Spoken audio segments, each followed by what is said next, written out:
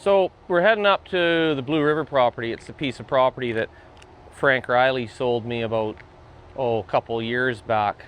Pretty excited to get up there and do a little bit more developing. I'm going to build some sites there along the lake, and then working on a site up above the lake right now as a view lot.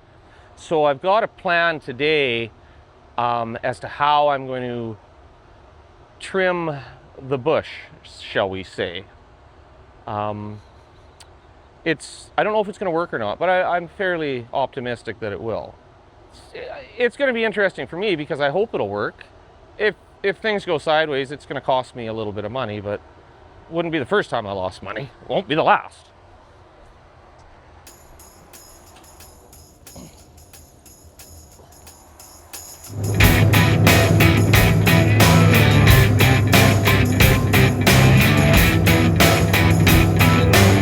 And there's one of your token lumber heroes right there.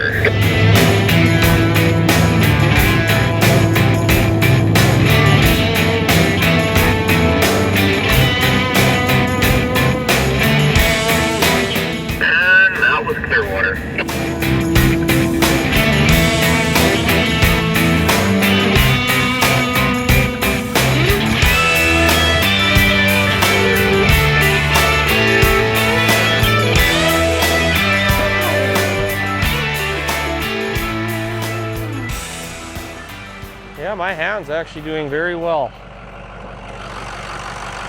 Yeah, that's right where I had it too. Fuck, did that hurt. Well, it's not, I'm not heating up.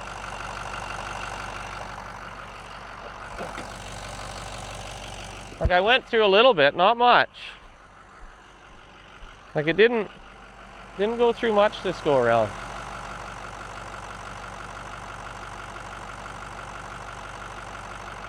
Okay. I just don't want to have a problem. Yeah, that's all. Not much at all. Huh? I just don't know what's going on. Oh, see, but we're wet up here again. I just don't know. I mean, do we got to do a rad? I don't know. Okay. Away we go. Next stop, Avola.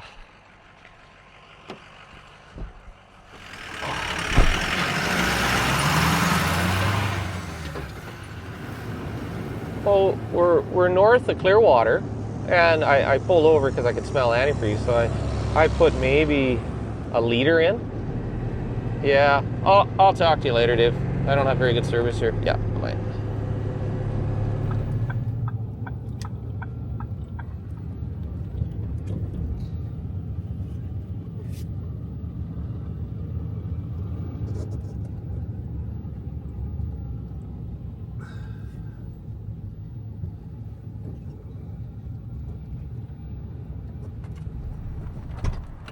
Well, here we are. This is Avola, BC.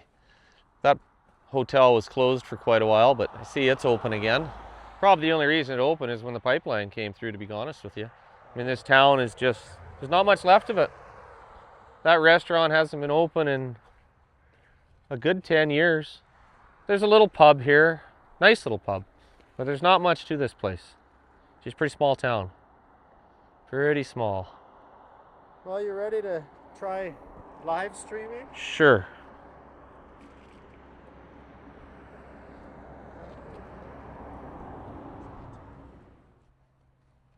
We're live. Oh boy, are we? This is our first. Wow. You're gonna break my cherry? Well, give a shout out to one of our members, Shane. I promised Shane we'd be doing a live stream today, so. Morning, Shane. How are you? Yeah, I don't know. We're live from Avola, BC, and I think we're the most liveliest two people here. It's a pretty quiet little town. Not much left to her. What's the plan for today, Brent? We are heading north of here to a piece of private property we own on Lower Messiter Lake. We've been up there for a couple of weeks, fiddle farting around, trying to get some development done. We were hoping to jump right into the logging, but because of the BCGEU on strike, we can't obtain a timber mark, which means we can't ship wood. So we've kind of curtailed our logging right now and just kind of focused on a little bit of development work. What do we got over there? Oh, that's the store owner. He's not a very friendly guy. Oh, really? He gets annoyed with people real easy. He might start yelling at us. Well, we'll be 10 kilometers this side of Blue River where we turn off, and then we got to backtrack 15 kilometers back this way. So the neat thing about actually where we're going is years ago, before this highway here was put in, I believe in the 60s, this was I think it was when Phil Ghilardi was highways minister. The highway never left. It would be the west side of the river, right from Kamloops. So the old logging road that we're going out on actually used to be the highway.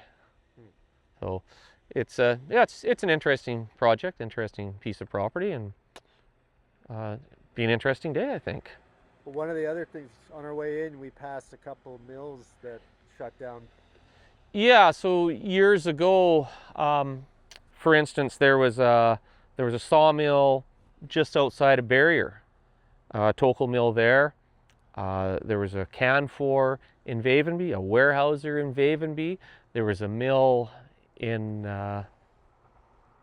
Valemont, and now the closest mill is Prince George. So basically, there's a mill in Adams Lake, an actual sawmill, dimensional sawmill, and the closest sawmill to there, heading north, is Prince George. So that's roughly, let's give it 600 kilometers apart.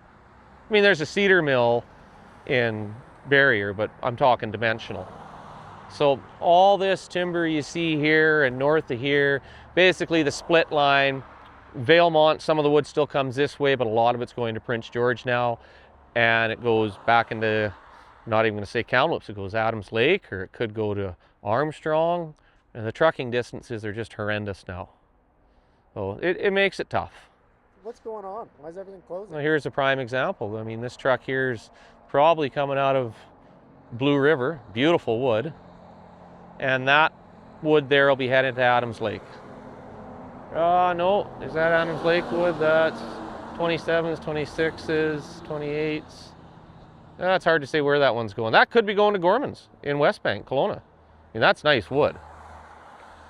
So, yeah, I don't know why all the mill closures. I don't, mind-boggling. I guess trucking, transportation costs are cheaper. The logging industry, by all means, isn't growing. And, you know, a lot of people don't want to get into logging, and I don't blame them, because it's very inconsistent. It's inconsistent. The money's really not there anymore. There's lots of variables. I mean, you got politics, you got markets, you've got weather. I mean, you name it, it's out there. You got mills closing. There's the finished product. Yeah, well, that's a nice load of cants, that. Nice load of timbers. Well, 5 minutes. There we go. We did our first live stream ever. Alrighty. I think it worked. Well, let's hope so. Yeah. So shout out to the viewers. Okay, thanks everyone for viewing, and we'll be back. Oh, we're just sitting here along the highway watching, you know, loaded logging trucks go one way and some lumber trucks going the other way, and then we just seen a highway truck with a load of lumber from Warehouser. Well, there's no Warehouser left in BC. So that's Alberta lumber being trucked back into BC. I don't get it. I'm lost. That makes no fucking sense. No sense. Does it? Like, no sense at all. And somehow we're supposed to be doing things. We're doing things so ass backwards in this industry. It's almost like we're being run by the government. Well, I think we are, actually. Yeah.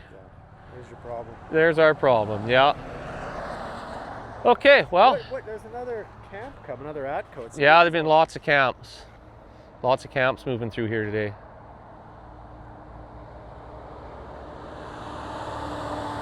Nice camp. Well, they're all new. Those are brand new camps. Amazon, look at that. Oh.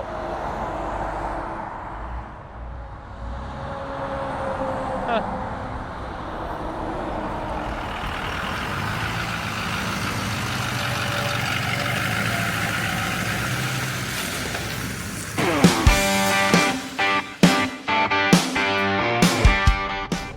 in the fuck?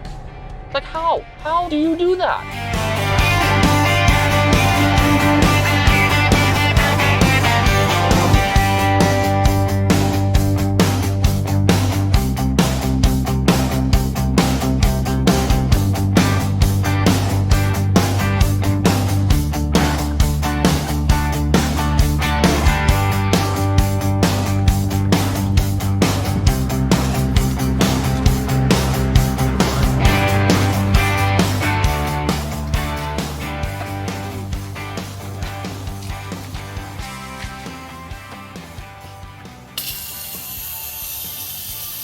I think she's going to be getting the head gasket.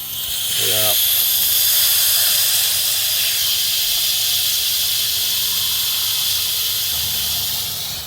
Yeah, I dumped quite a bit that time. Son of a bitch. Give her another drink. Put a Band-Aid on her.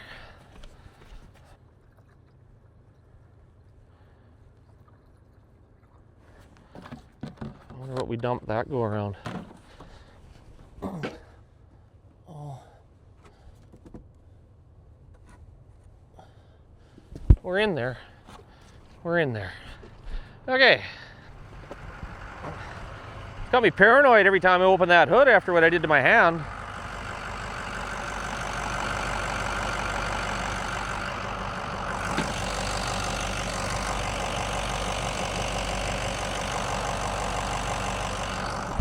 No, it wants more.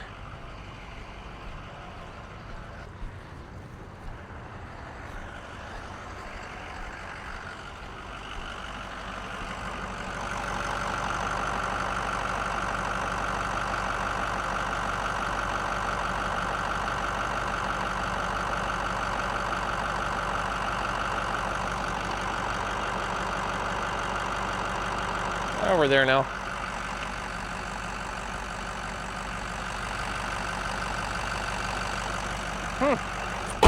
Happy trails.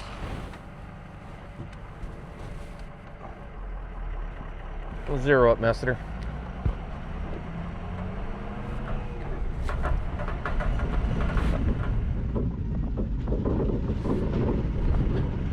So I've been coming up this valley now for over 30 years. Actually, I gotta think about this. First big out-of-town job was with one of the first companies I worked for. Was it 1992 or 93? We were in McBride. I'm thinking it was 92. Could have been 93. 1993. It was 2005, so been coming up this valley for 32 years.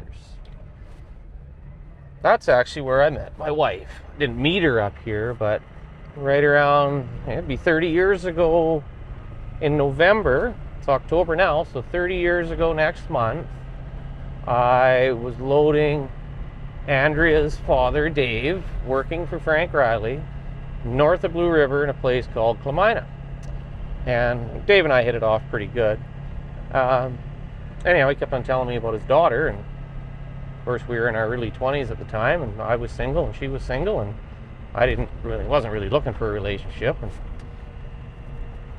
one snowy November morning, he gave me her phone number over the reach of the logging truck as I was about to start loading them. And I phoned her up when I got back to Kamloops and went out on a date, and Dave has regretted it ever since.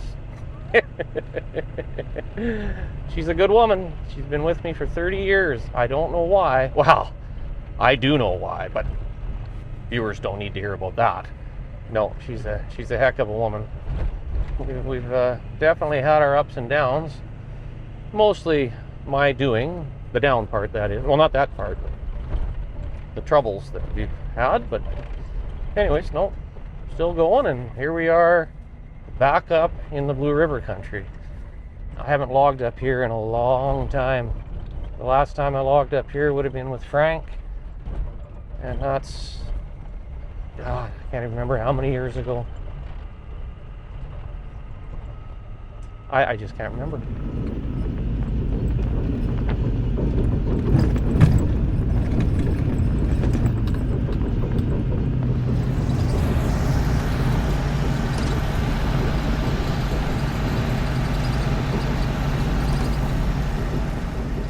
So this particular road here, it's a bit of a rough old road, but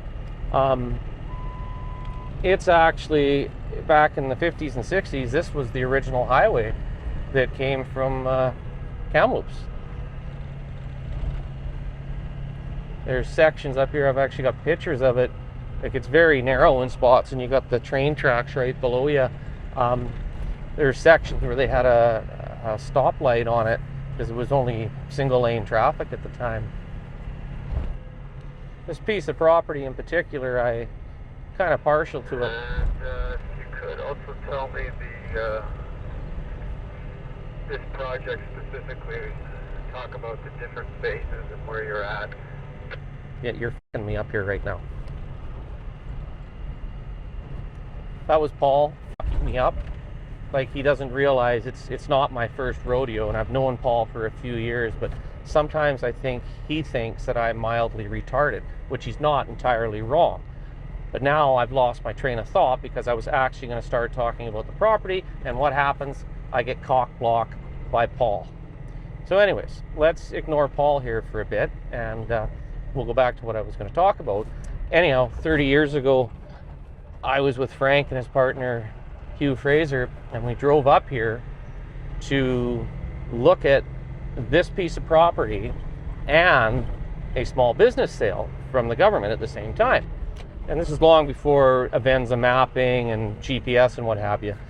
So I remember sitting in the back of the pickup there, and Frank and Hugh were in the front, and we pull up to the property, and they know they're on the property, and they got the paperwork for the property, 160 acres of private, and they got the paperwork for the timber sale put up through the Ministry of Forests. And they're looking at the two packages and mumbling to each other, and then I remember Frank saying, Hugh, I think we got a problem here. Well, what it was is whoever did the layout out here for the Ministry of Forest didn't do their homework and didn't realize that where they had laid out this timber sale and where they had built all the access roads, and they built some nice roads, culverts and ditch lines, the whole 9 yards, was actually on the private piece of property that Frank and Hugh were coming up to look at to buy, which they obviously bought. So anyhow, Frank and Hugh, they're good people, eh? And Frank's a hell of a negotiator, so he phoned the guy in charge at the Clearwater District and explained the problem, and you know, nobody got fired, but I'm sure there was a little bit of a talking to. But long story short is they bought the property, Frank and Hugh did, and then they made a deal with forestry on what could have been a fairly large trespass on their behalf. But Frank, he made a deal with them, and it worked for both parties, and he bought the property, and I think we started logging the property pretty much right away. We logged the one side of the lake, and then we left the other because I don't know why we didn't log the other side of the lake, but anyways, we didn't. So yeah, I think it was about 29 years ago that we actually logged it. And it's unbelievable, the growth over 29 years. And it wasn't reforested. Everything on the one side of the lake that we harvested is just natural regen. I mean, they did a good job. They didn't nuke it. They obviously logged it for the best interest of resale one day. So yeah, that's a little history on that. And now we're coming back up 29 years later and opening up the one side of the lake there so I can build some cabins eventually and have some good access to the lake. I mean, I don't think it's much of a swimming lake, but it's a nice little fishing lake. It's all private. There's no other property around it. So basically we're going 15 kilometers south back towards Avola. So the property is actually closer to Avola than it is Blue River. So yeah, a little bit of history on that. Yeah, lots of memories. It almost feels like yesterday that I was up here with Frank, but it was 29 years ago.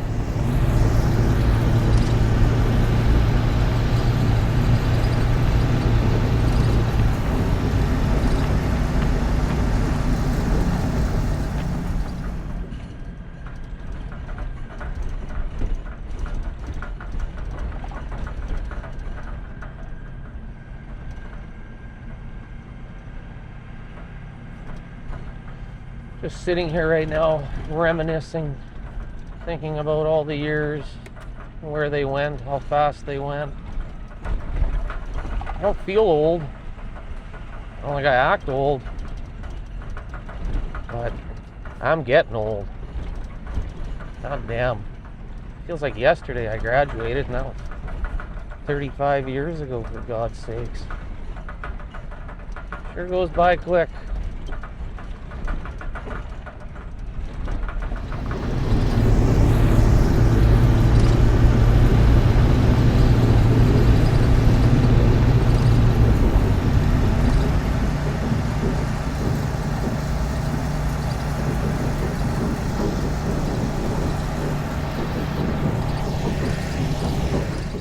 Got a little construction going on here.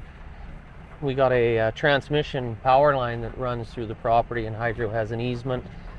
They're replacing these transmission poles with a kind of a fiberglass composite type of pole. It's quite interesting.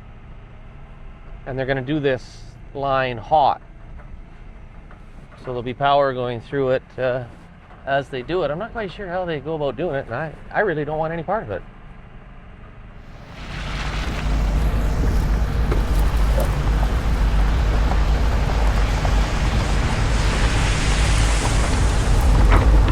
I said, you know, it's almost like this is my first fucking time, and Paul's trying to walk me through it. I know what to say. I know exactly how to do this, and I was about to explain the property until some jackass decided to interrupt me. I had another fucking issue here to deal with, jumping out.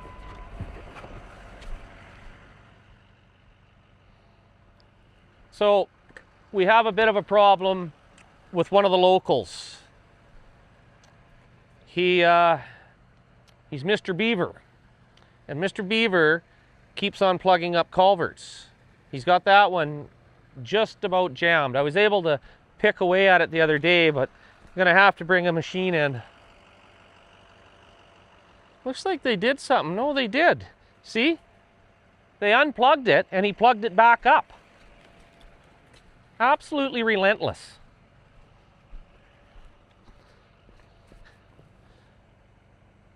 Yeah, he's got her jammed in there good. You see his handiwork? It's just amazing how they work. So, we've got water on the road here, and we can see the water level. See the pipe. So we got to get that water dropped down because we're flowing over the road up here. It's not good for the road. So we'll continue on in here. Now you can see here, because he's got it dammed up there in the culvert, which is not good for any of us. We're overflowing here, and we're buggering up our road. But he's also, oh yeah, no, they tried to do something here. Yeah, that excavator came in here and knocked out his dam. He had another one right there. So we just got to unplug that culvert now and we'll be good to go.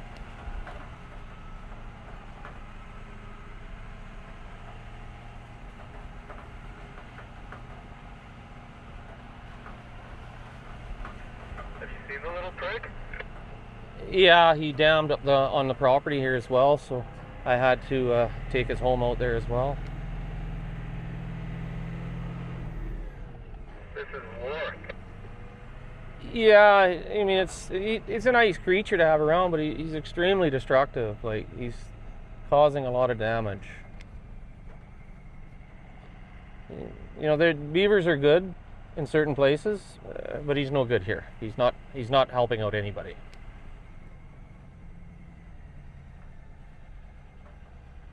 Do you know anyone who traps? Yeah, my neighbor works for Ducks Unlimited, so they'll transplant them.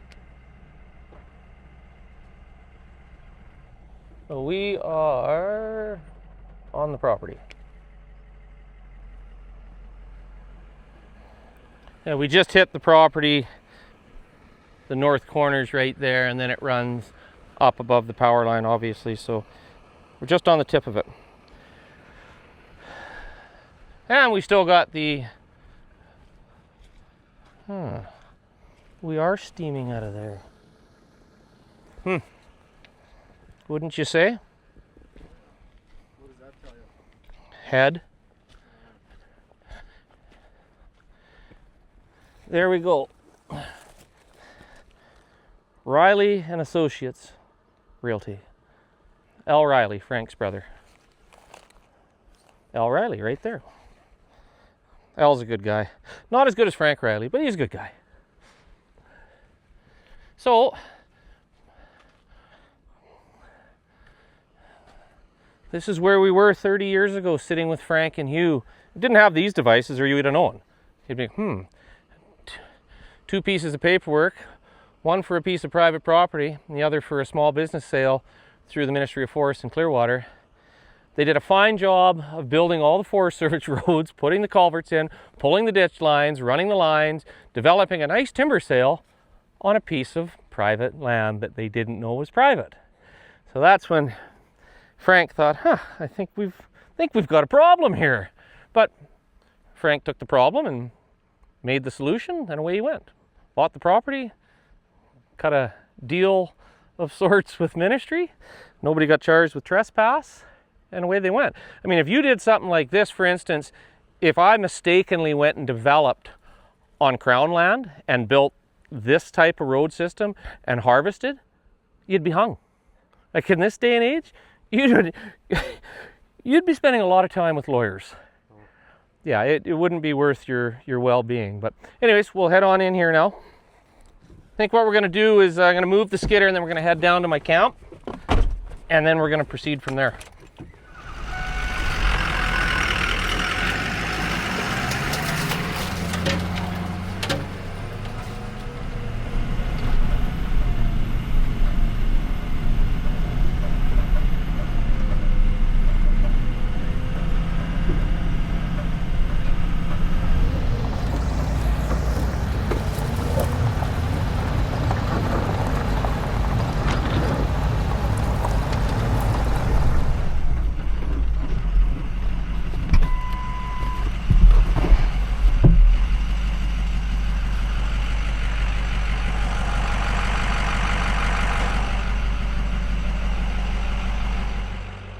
Anyways, I just had the road blocked with the skidder to keep people out of my camp. Hopefully there's a camp left. I'm just going to move the skidder here now.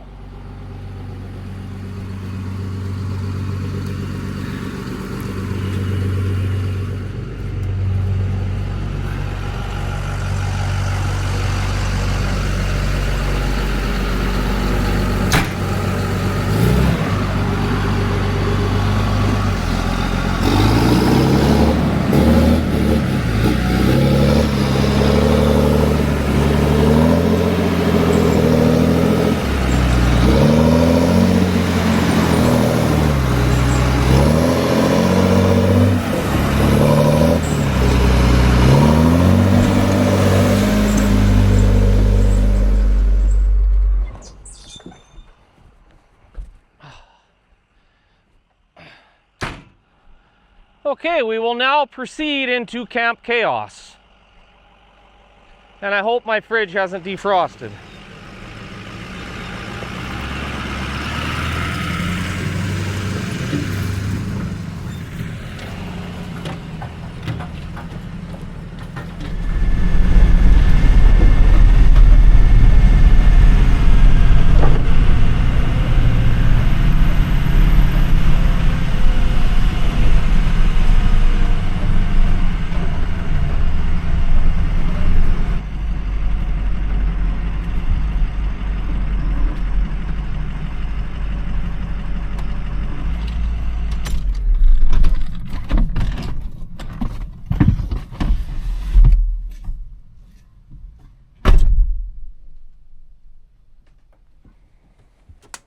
No, we're good. We made her back in the nick of time. The trailer's a mess right now. I don't want you filming inside there. I gotta clean it up. Thank God the batteries are getting a little weak, and I've been gone for, since Friday, so Saturday, Sunday, Monday, Tuesday, Wednesday, 6 days. But I was smart enough when I left my generator running Friday night. So if I hadn't done that, I would have been screwed. The fridge is good. The freezer just started to defrost. Well, not even defrost. Oh no. Fuck Dave. I'm dead serious. He didn't tighten the fucking lid. Dave. David, if you're listening and watching, this is how this works. You put the gas in, you put this back on, and you screw it tight like this. Just like this. See? Lefty loosey, righty tighty, David. Dave. How much did you lose? Half the jug. Yeah, half the jug. Dave is so gonna get a lecture when we get back, isn't he, Paul? So this is one of the areas that Greg's been hand falling over there. Property line, you can kind of see it runs there, all the way right out across the river, and then all of this in behind here. There's quite a large section of land up there, and then way back there, and got quite a bit of rain, that's for sure.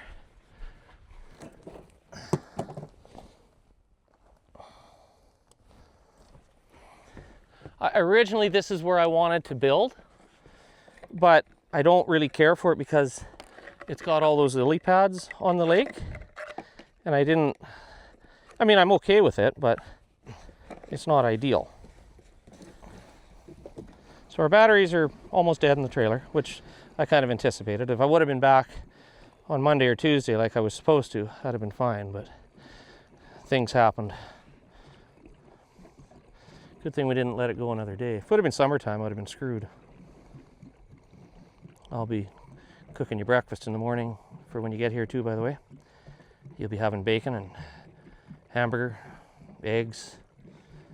It'll be Brent Lebeau bush style. Are you ready for that? We'll be having the Frank Riley special, Nescafe. Oh, we'll get a full tank out of it.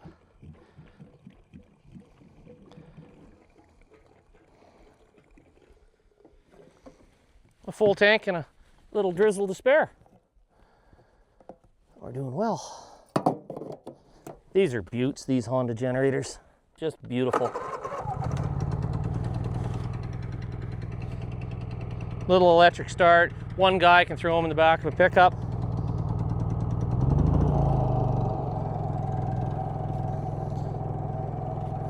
Let it do its thing and then we'll... Uh-oh! Didn't give it enough choke.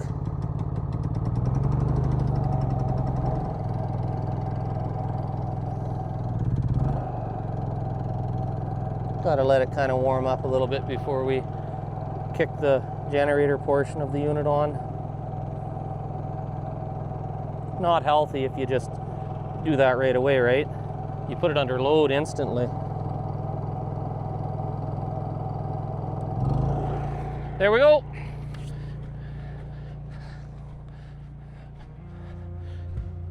It got fairly ugly up here.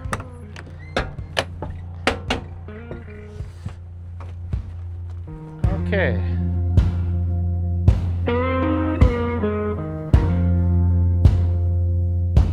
If I died in a trailer, How many people can say that they have a piece of land that has that view?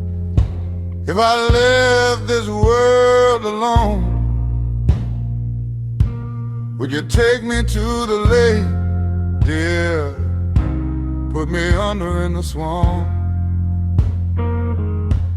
If you took me to the lake, dear, put me under in the swamp.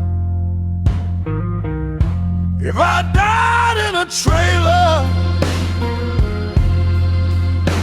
would you take me to the lake? Put me under in the swamp.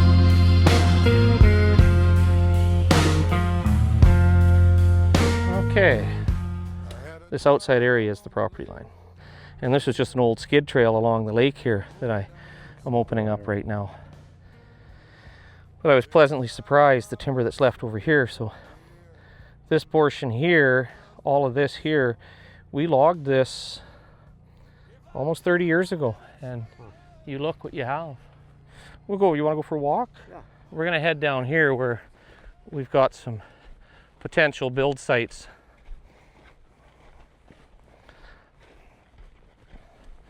As you can see, there's no shortage of rock on the property. That's the reason we bought that old dump truck, is this stretch of road. You know, I don't want to be pissing around the lake with cuts and what have you. So I'm just going to haul gravel and kind of cap this area here.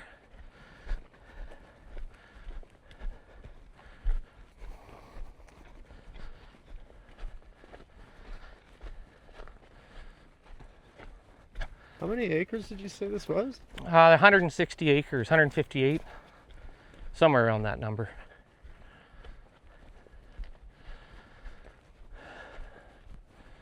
So along here, we don't want to take out any timber.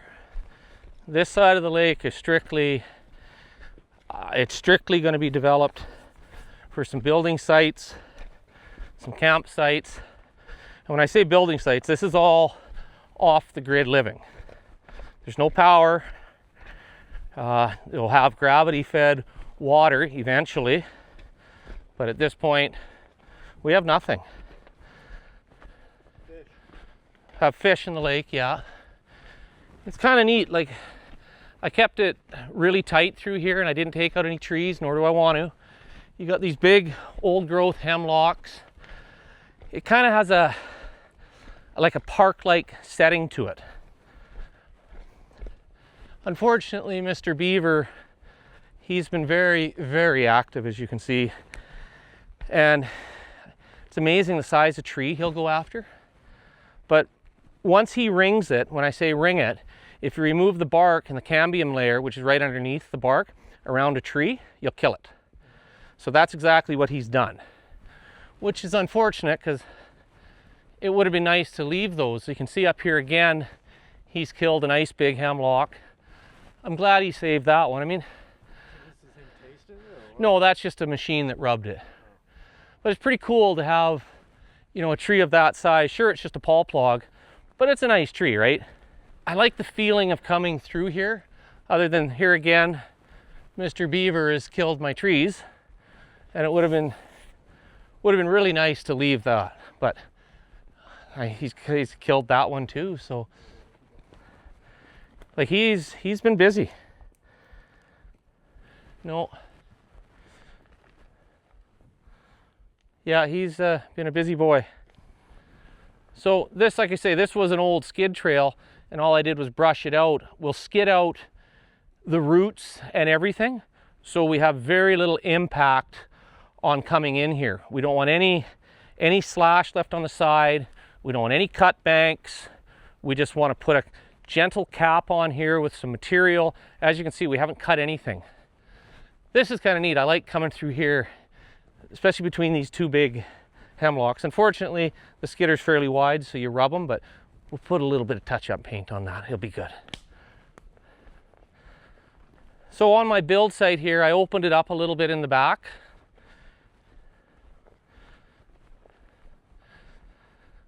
So, I mean, you gotta have an area. If people want to bring an RV in or whatever you might want to bring in, you got to be able to turn it around. So this here, I spent quite a bit of time kind of walking this and studying it and trying to figure out what I wanted to see and how I wanted it to look. I want my view that way. So you're looking at the lake. You're not looking behind you. If you get up here, you'll see what I mean. So, I mean, does it get any nicer than that? And then you got a nice fringe of trees here, and then I'll leave this clump here and just put some other spots in as we go down further.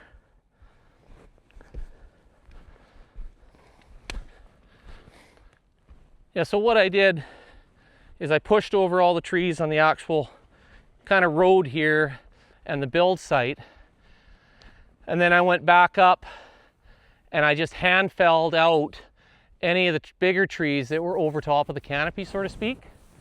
I still got a little bit more to take out. Did that for a couple of reasons. This particular spot, I sat here in the morning and watched how the sun comes up over the mountain, and at sunrise this time of year, that sun comes up perfect dead angle at your build site, and it lingers around there all day. Now you can see the sun's up there now, so we'll probably remove these couple of bigger fir trees, these 3 here, because you still want afternoon sunlight. There's a lot to it if you want to do it in that manner. But this won't get touched in here. You're getting close to the lake, so you don't want to mess with that. That can stay. We'll poke in build sites in there just for a cabin or a trailer. And then this is what I've been working on now, is I've got a loop road going up here onto the top end of the, well, not really the top end of the property, but on this little knoll up above us where I'll have view lots onto the lake. So it's been a lot of thinking, a lot of design changes, and a little bit of stress. But I think it's going to turn out well. It's stressful because, you know, every time I come in here, I'm looking at things differently, and, you know, I still got some trees to pluck out here and there. And you also got to remember, once you say, okay, that's it, that's all I'm removing for trees around here, then you start graveling, start building, it becomes a real hassle to remove trees. Right now, you kind of got to make up your mind as to what's going to go and what's going to stay. And I think we're there. Originally, I thought I'd take a little bit more out along the road system, but I like that just the way it is. Like I said, I could have just poked in here and made a little turnaround to build a little cabin, but then you're in the dark. Do you want that? No, you want that. I mean, it's 160 acres. There's lots of real estate here. Well, what do you think, Paul? I think it's quite stunning.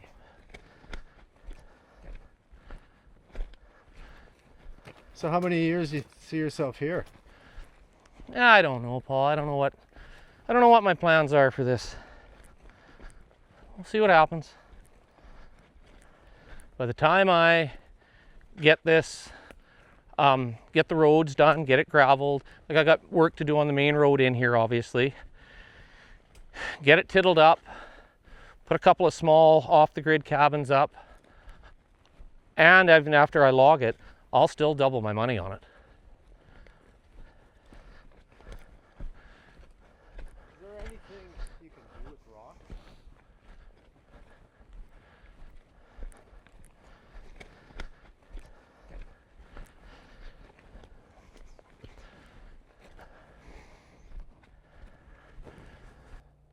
So we are here and we just walked to there. We're on that blue dot, and we only walked to this blue line. This outside area is the property line. So quite a chunk of land. We'll drive back up to the loader, and then I'm gonna start heading in. Padding into where I gotta push over some more trees so I have room to get the skidder in. Oh yeah, okay. And then I'll skid them in and then buck the roots off, throw them up, and then, yeah, and then I don't know.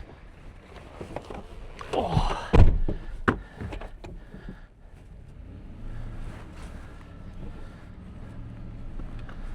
Okay, let the show begin.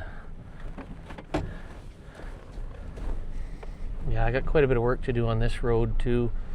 Leans to the outside a fair bit. But baby steps, that doesn't have to be done this year. No point in bringing a hoe in here for that.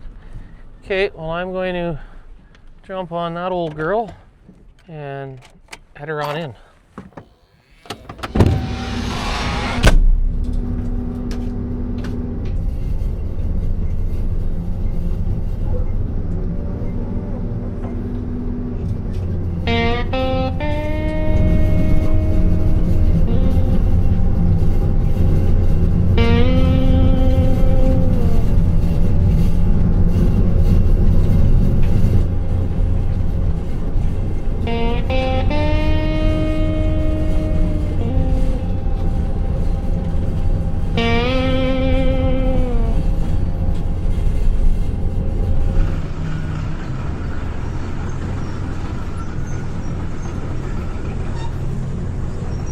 Dogs died,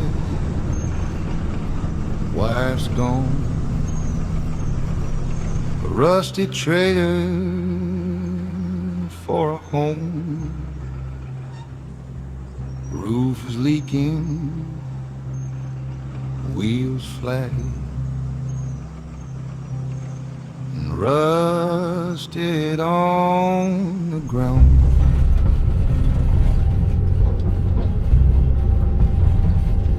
Truck let me down off the interstate, in a state of mind that put me on the ground.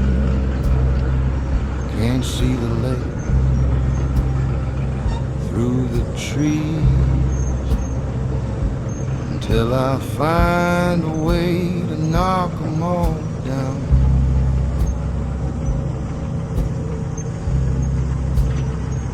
God took all I had from me, but he ain't never gonna knock me down.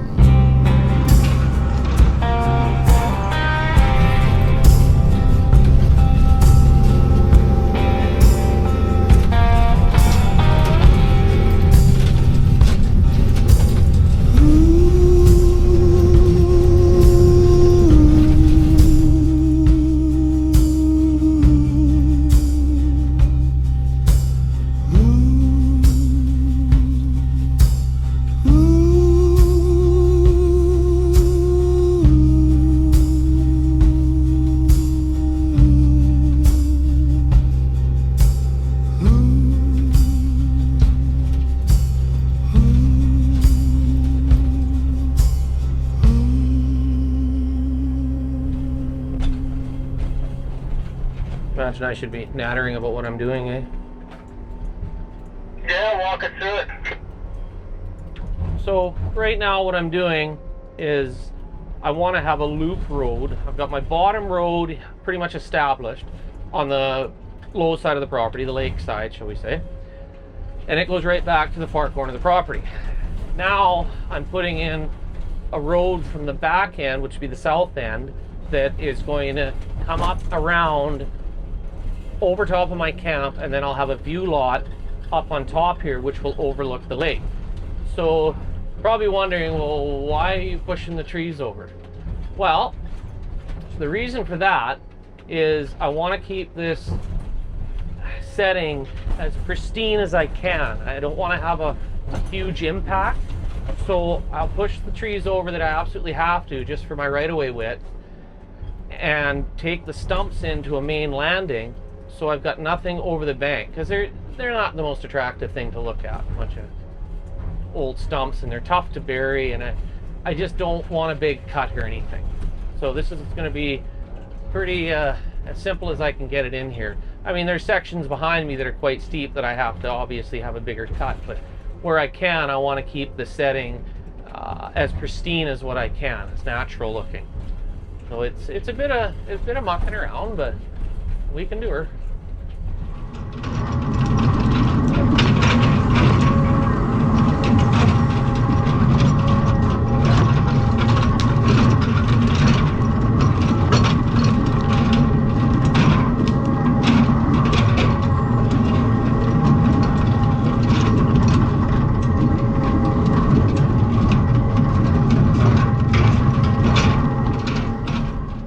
Amazing how this forest has grown in the time that we haven't been here, the 30 years I guess it is, long time. Some of these are a little bit stubborn, but they come out. And then what I do is I'll go down to the landing there where the skidder is, and I shake these as best I can. Like, you want to get as much of the dirt out as what you can so they burn nice and clean. And I'll buck the roots off, throw the roots into a pile, and then deck the logs for the limmer. So when we get a timber mark, we can get at her, but I don't know when that's going to be. Not overly pleased about that situation. It'd be nice to be moving some timber and generating some revenue instead of spending it. But I think that's something that I'm good at, is spending it and not making it. Story of my life.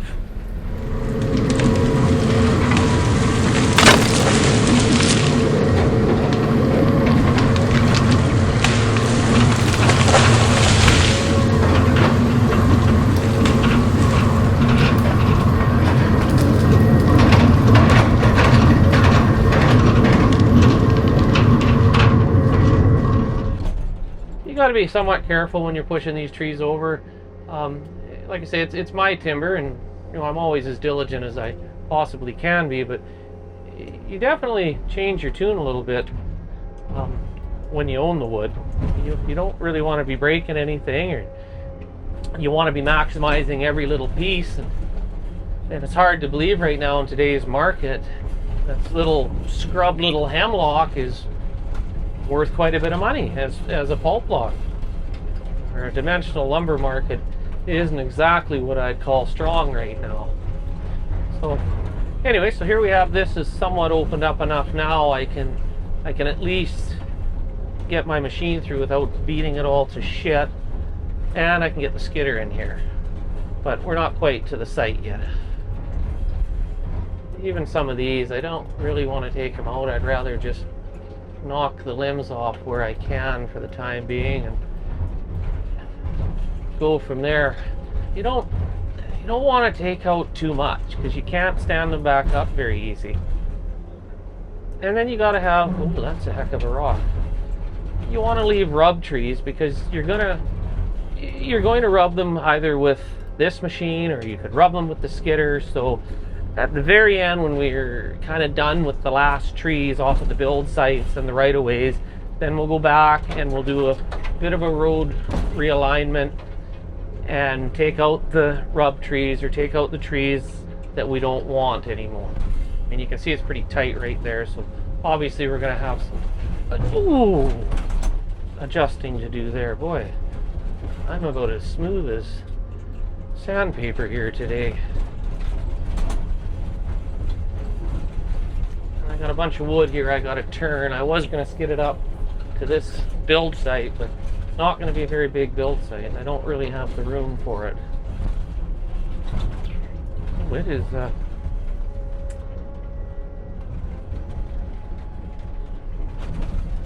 she's ups and downs here.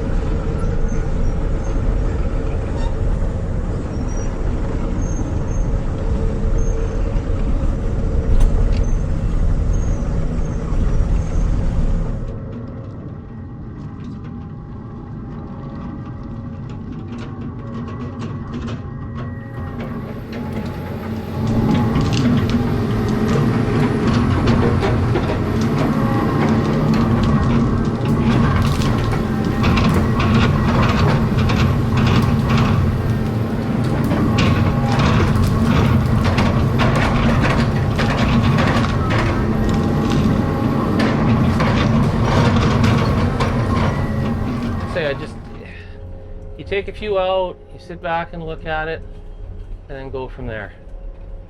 So these ones here on the landing, I'm going to buck the roots off because I'm already going to have a small brush pile.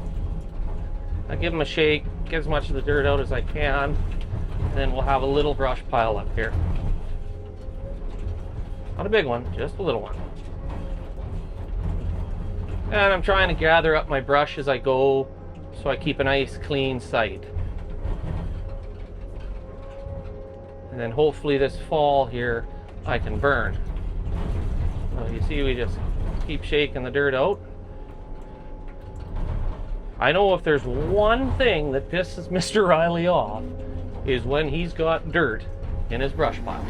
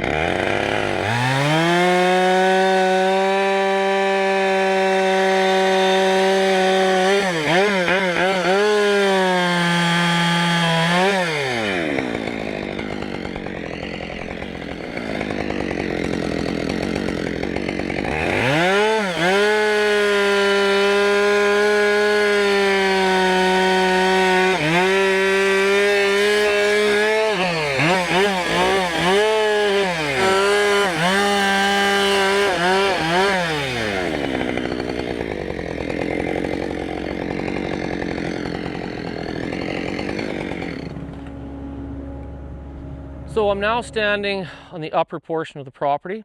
So I've got my road kind of sketched in on the bottom. I'm going to have a switchback at the far south end of the property, which I've got through to I got about 200 meters left to put in on the south end. We've punched in through the north end right now. So what I want here is I want a view lot that's kind of looking south down towards Avola. It's quite a lovely view. But the problem is now it's steep over the bank, like steep, steep, steep. I've grabbed what I can. I don't want to completely log it because then it's going to look like a ski run, and I don't want that. This is all about aesthetics here. I want to see the water, yet I don't want to remove the whole tree. So, my plan. This is the haywire part? The haywire plan is to top the trees. Now it's 70% there. Do I look like a tree climber? No, certainly not. A tree hugger? Yes, I am that. So, here it is. I'm going to throw it out here. That's what we're going to do. I've got a few more trees to push over here so we can get some of this wood skidded out of our way so we have a place to work. I've got a couple trees in mind that I'm going to use for this particular project. In order for me to get the reach to top those trees, I don't just want to grab them with the clam. That's going to look silly. Kind of want that to be a bit of a hedge, and that's what's going to happen. Once I top those trees over the bank, instead of them growing up, they'll grow out, and it'll turn into a bit of a hedge eventually. But I mean, they're still going to grow up somewhat. So what we're going to do is take either that bigger fir tree or this one. I'm not sure how the balance is going to be in the weight. Don't know exactly what length I'm going to bucket to, 40 to 50 feet, depending on the reach I need. I'm going to chain it inside my clam so the clam can't open, and make sure that's addressed. Then I'm going to take one of my 572 Husqvarna power saws. I'm going to ratchet strap it to the end of the log at 40 to 50 feet. Then I'm going to take a tie strap and tie strap the throttle wide open. Yes, this is going to happen. Then we're going to sit at the edge where it's 70% down. So we got to be back a little bit for safety. And we're going to reach out and hopefully just start topping trees. Are we going to have a power saw left when we're done? We don't know. But is it going to look cool? I think it's going to be cool doing this, and it's going to look beautiful when we're done. We're going to have a view of the lake. Question is, can we achieve this? Who knows? But if we don't, it's still going to be entertaining. You know, it's one of those, the movies, it's crazy enough that it might just work. It might just work, okay? I don't see anybody else holding up their hand with other options. I did think about taking some logs, bigger logs, suspending them out there, crossing them up like this, like a platform, and then putting the machine on the end of them and then walking out on them. I don't think that's going to be safe. And I've already had one screw up today. Okay. This isn't exactly textbook logging, I'm assuming. Oh, this isn't logging what we're doing here right now. This is just developing the property. And it's there's a lot to it, and I want it done right so it looks right. The loop road is actually ideal because if you have a travel trailer, let's say, you'll go down the bottom road, you'll come up, and then you'll come like this, back your travel trailer in there, your awning's on that side, you put your awning out, you got this beautiful view of the lake, you got the sun that rises over here, sets back here, and that's the reason we'll take out some of these trees, because it's also nice to have afternoon sun as well. It's all about the sunrise and the sunset. Nobody really wants to, at least I don't want to be boxed in to a heavily treed area with no sunlight. I mean, it's Blue River. You don't have a whole lot of summer. So we want to maximize sunlight. We still want to have some shade. We want to keep the forest as pristine as what we can and go from there. So we're going to now remove some trees. You're a man with a vision. Yeah, it's a blurry one. It's a blurry one. Okay.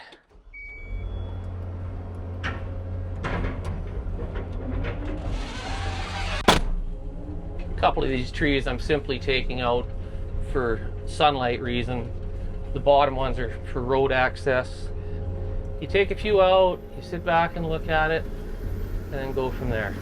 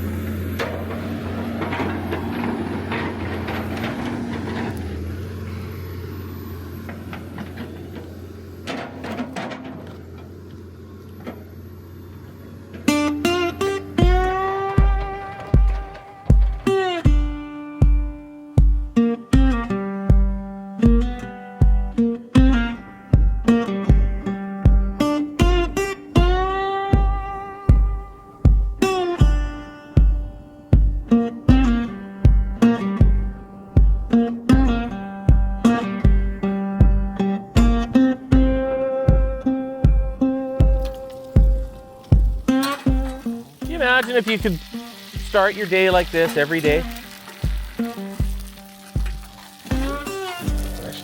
Get up around 6:30, get a little fire going, have a coffee, 2 hamburger patties, 4 eggs, 2 strips of bacon. I try to get my eggs in every day. But what kills me is when we're in town, we start going to the pub. It ain't good.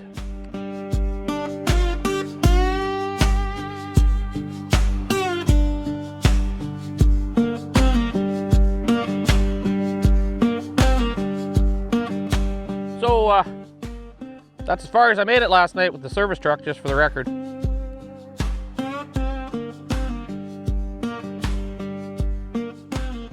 I know what Dave's gonna say. What did you run over? Well, I didn't run over nothing.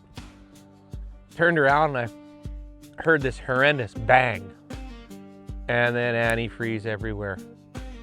And then the lights and everything quit. I'm like, huh? I look underneath, because it's dark by then, it's 8 o'clock. All the coolant lines and electrical are wrapped around the front drive shaft. No idea. I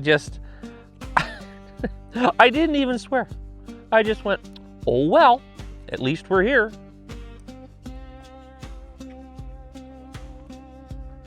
Never in my 35 years of logging have I had this happen.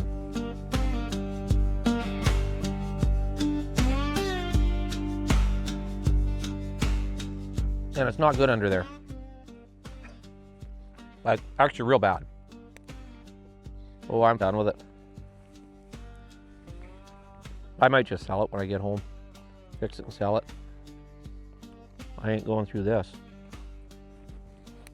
Get rid of the whole goddamn thing and start over again.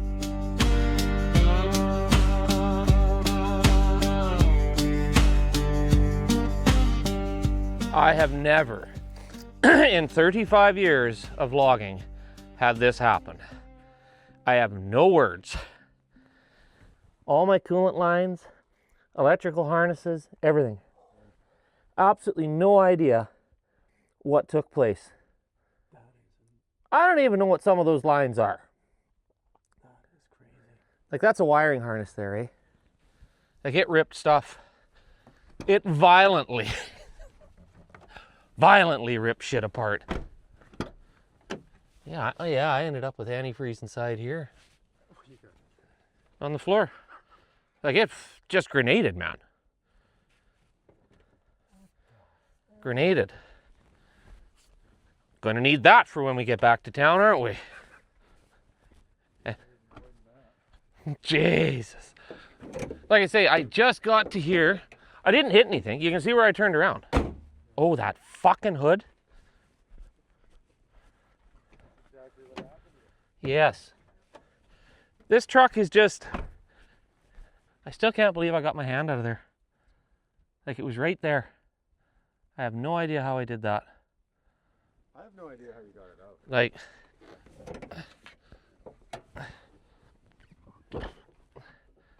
so, yeah, it ripped everything apart here. Coolant lines, turbo lines. It is a bloody mess. I don't know what that is. Oh, that's brake lines, I think. Yeah, you name it, she tore it apart. There's harnesses ripped off. Oh yeah, here's some more pieces. Well, something had to have flicked up and grabbed something, eh?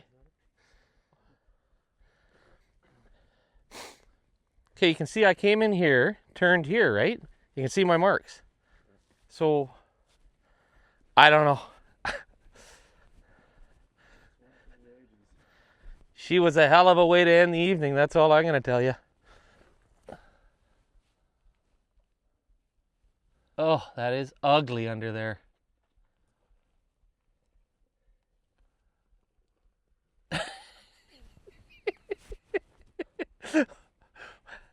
What else do you do?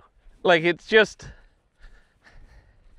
become such an annoyance, that vehicle. I know Craig will just be laughing about it. I told you not to keep that piece of shit. Hey, Paul, do you want to see the bedroom? That's where the magic happens. Safety first, so we'll be putting on the... oh, son of a... Fuck. Look what I did. Sawdust everywhere. Damn it.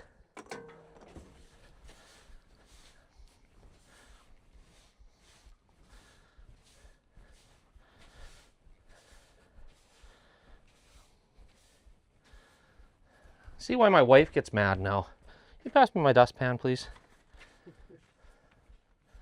Oh, you think it's cute that I'm sweeping up my mess.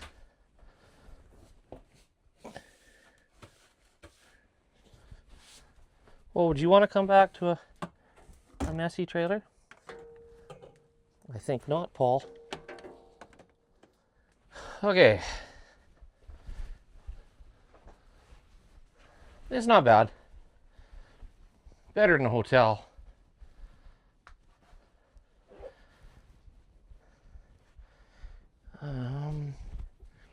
Yeah. Grab that. Shut that off. That off. No, I don't need my corks.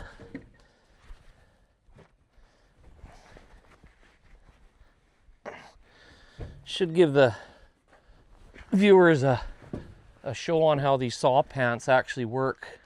I think a lot of people think that they're designed so the saw can't cut through them. What it is they've got such stringy fibers in it. As soon as you cut it, these fibers just automatically grab a hold of that chain and stop it. Like it just gums up the chain is what it does. I mean, I'll tell you right now, with the right saw, you can cut through them if you really wanted to. Didn't you have a chain cut you last winter? Yeah, I should have went for stitches on that one. Yeah, I got it across there. That was And you were wearing those pants? no, I wasn't wearing saw pants. So that one got me. That's the first cut I've ever had, other than I got that one there, but that one don't count. That was, what was that one, 12 stitches? How'd that happen? Saw kick back, and it literally cut the side of my hard hat. And you know, your instinct is to go like this. Thank goodness I did. Put my arm up, and I don't know, I caught my arm and then caught the side of the hard hat, and of course, blood's all over my face. And you're like, oh geez, I'm gonna look pretty for prom, aren't I? But it didn't get my face, thank goodness. I went to town, I was working up at Douglas Lake Ranch. I drove to town, went to the hospital, got stitched up, bandaged it all up, put a plastic bag over it, taped it up, and went back falling. Is that dedicated or dumb?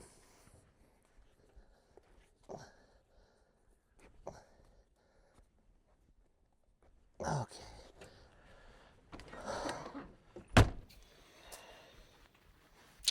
When you're falling trees, you should always carry some paper towel with you. Tampon? No. What's it for? In case you have to do your business. Oh. I'm tired of going through socks and sleeves on my shirts. Fair. All right, Dave, there's your service truck. Oh.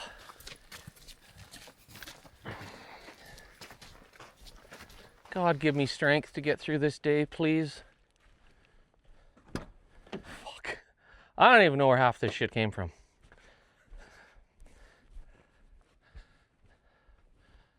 Oh, she's gonna be a cozy ride home in the F-150.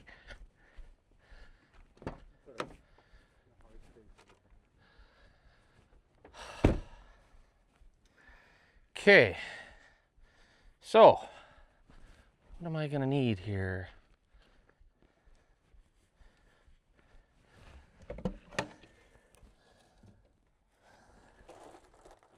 Oh shit.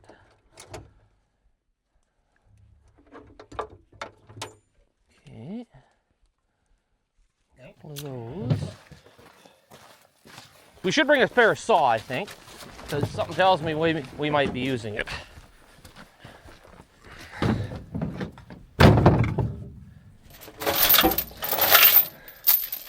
That one long enough?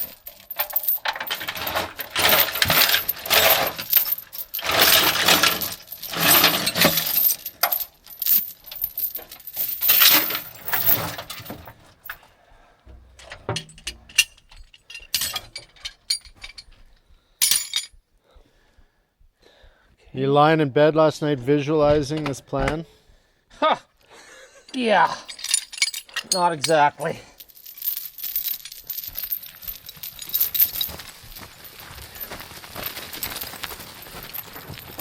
I was lying in bed last night thinking about Dave's reaction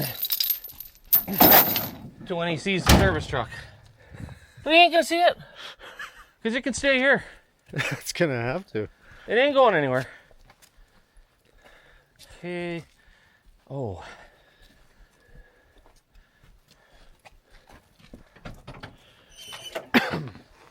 All else fails, we've got this.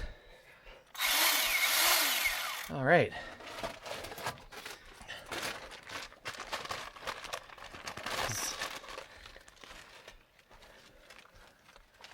Is there duct tape in this plan too? Not so far. You know, those. How's that gonna work?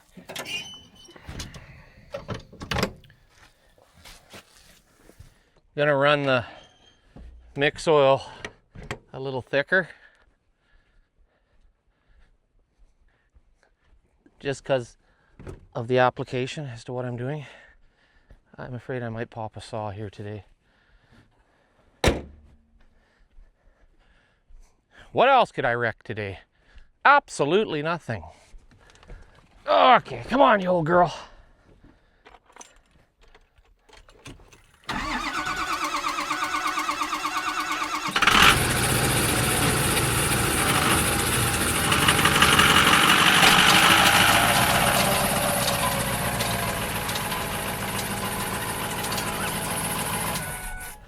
Yeah, that's definitely a brake line. I heard it.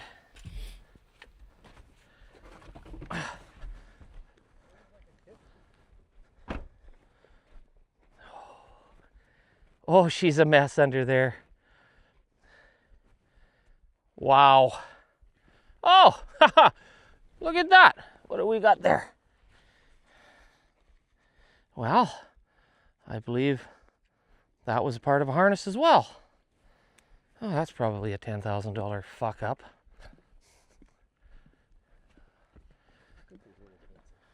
Oh, there is shit everywhere, Paul. Absolutely everywhere. It's quite heartbreaking, actually. Anyways, let's go have a good day.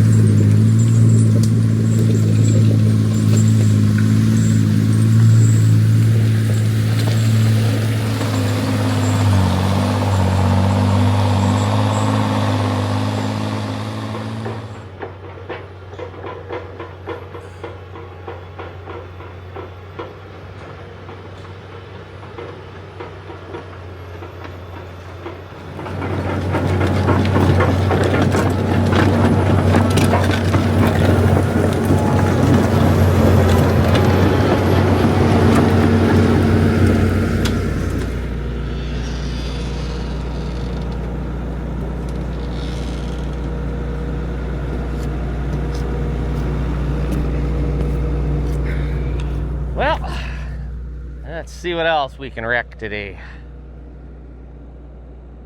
Pretty cool, eh, when you see these trees growing out of these old stumps.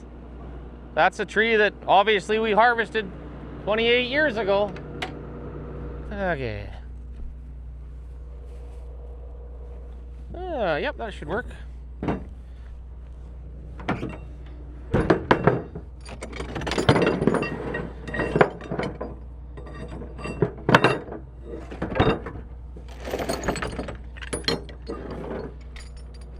Oh, excuse me.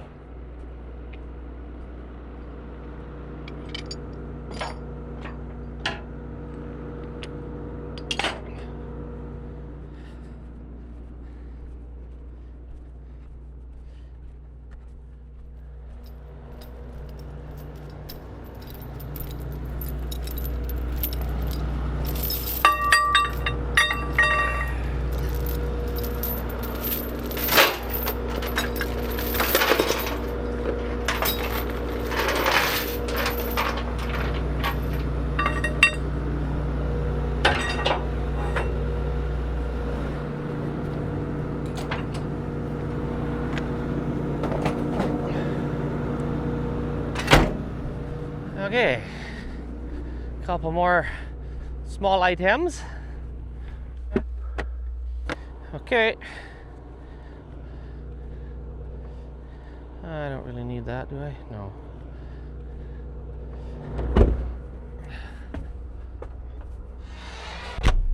Okay.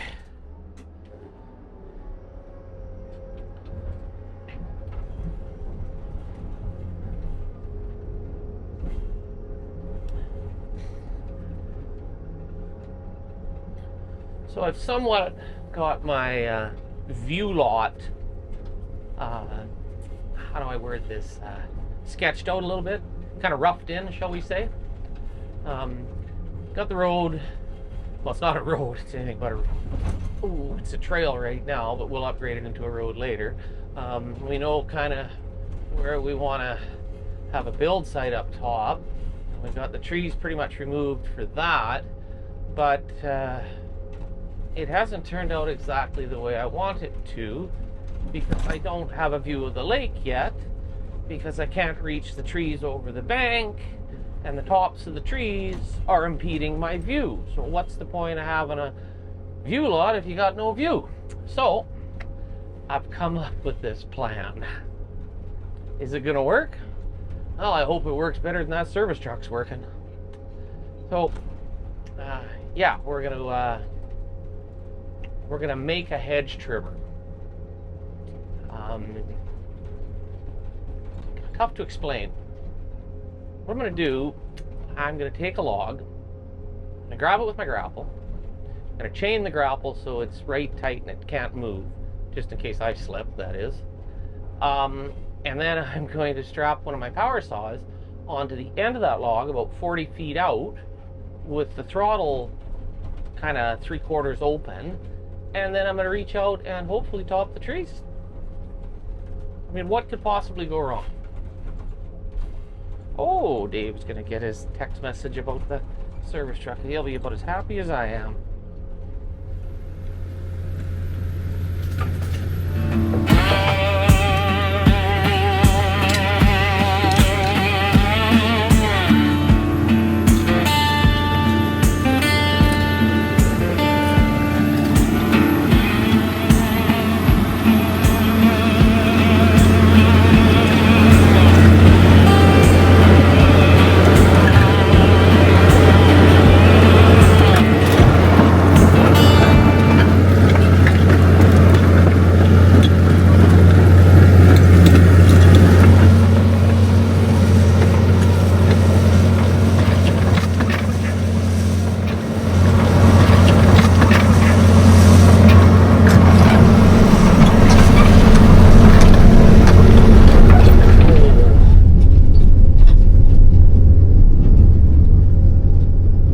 Beautiful morning.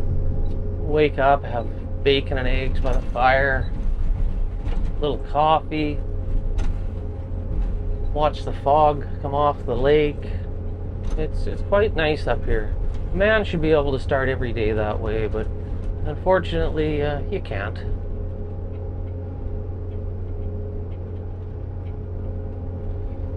So much work to do on this property is almost getting stressful at times.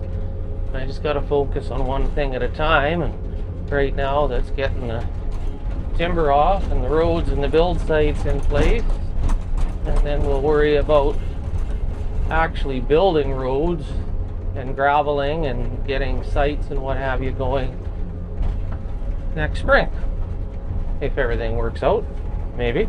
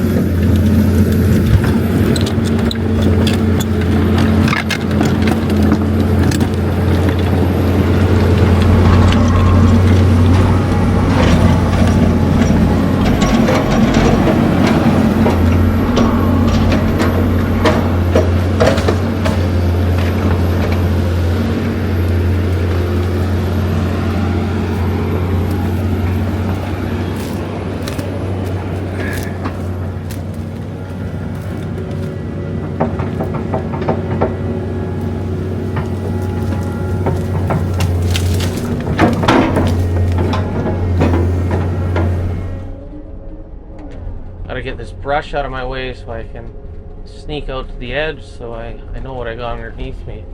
I don't really want to be hanging off of there too far. That's a long ways down.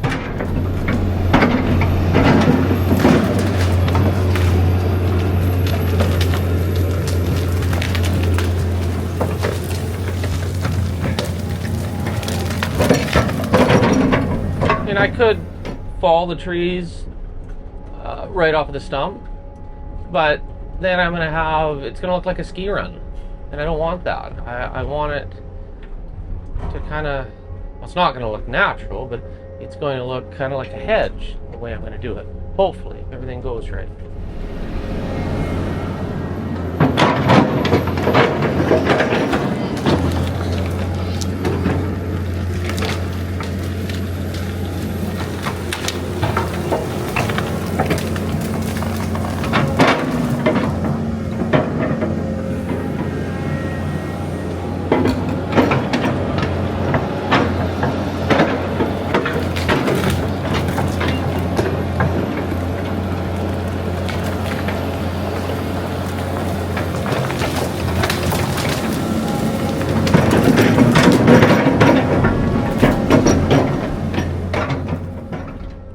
idea is to make it feel like if you build your cabin right where I'm sitting, you want to feel like the lake is kind of right there, yet it isn't. So you trim the tops off those trees, it'll somewhat give you that feeling. I did a property years ago for Marv Kempston down at Christina Lake. Miss that guy. He's a heck of a guy. Taught me a lot. I should have listened more though. But anyways, we did a similar project like this, but I mean that's a really beautiful lake, that one. And that's what the realtor explained to us, is you want to get rid of the trees so you have a view and make it look like the lake is pretty much off your deck, and it isn't. And hopefully that's what we can achieve here, but I don't know.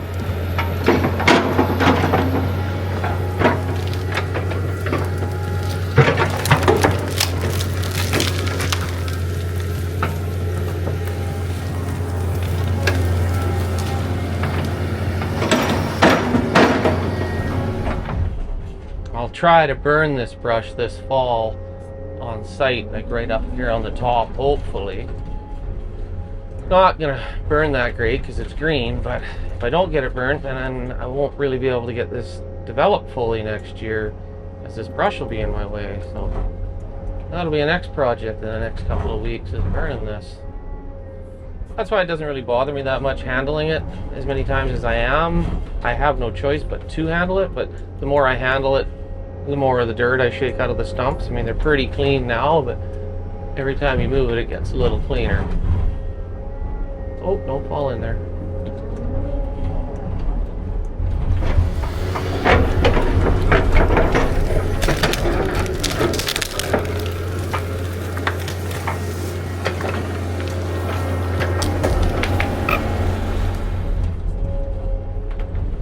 I think my wife is sitting at home right now, convinced that this is going to be a screw up. God only knows she's seen enough of my screw ups. But I guess it'd be easy not to screw up if you didn't try something different.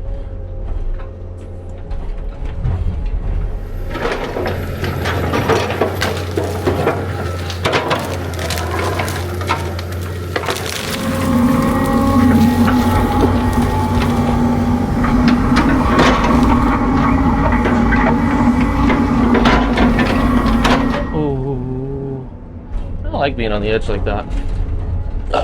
Excuse me.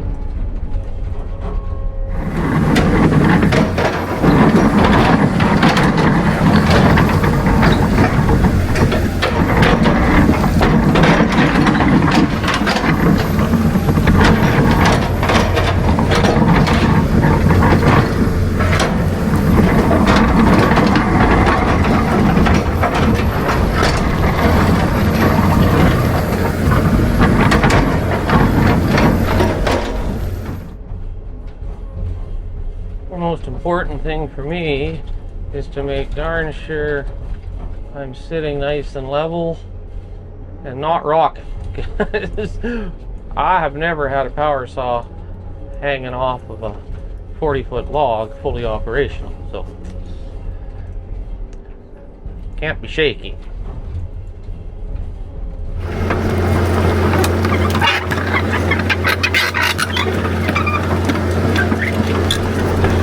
I'm kind of gonna get myself into position here and see what it's gonna take, where I need to sit, how much of a log I need, so on and so forth. So not about that much reach there.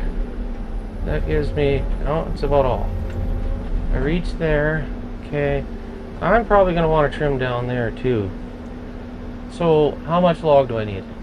Okay, let's figure this out.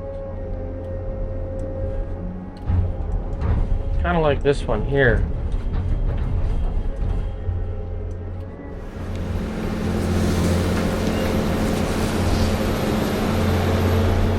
So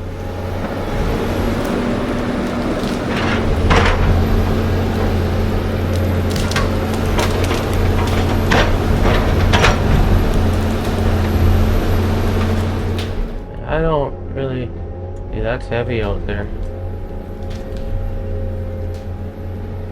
Okay, in order to reach everything, I need to be.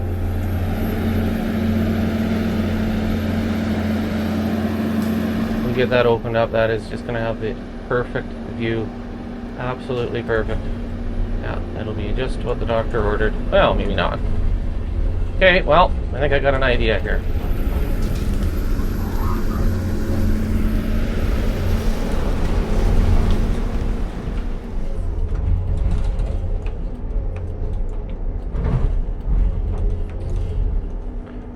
Okay.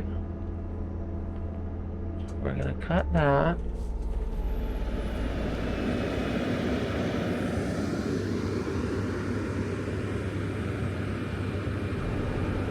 How we want it is about like that. Okay. I got her. So work. Okay. Now for the engineering department. Okay.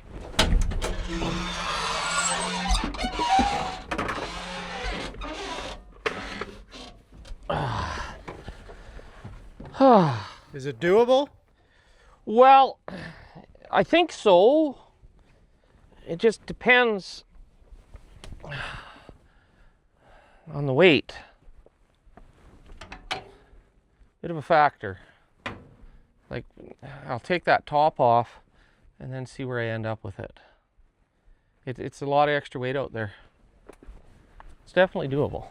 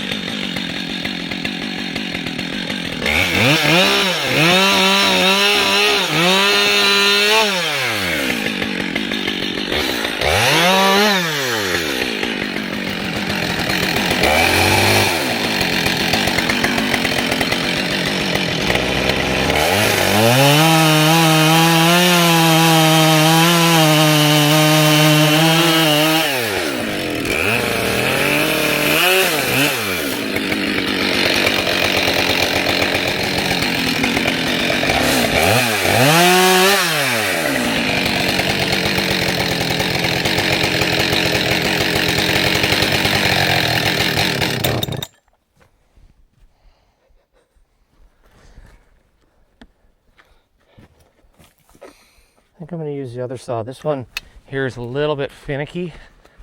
It likes to misbehave.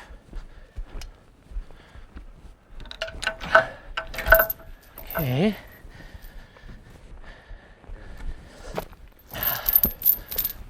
This will work a lot better for me. But what I gotta do, I'm gonna start this up. I'm gonna start this up.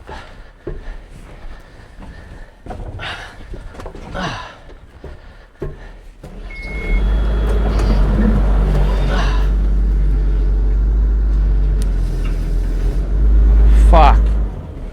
Huh? Oh, just got a text message from Greg and it doesn't sound like the BCGEU is going to go back to work anytime soon, which isn't any good for us.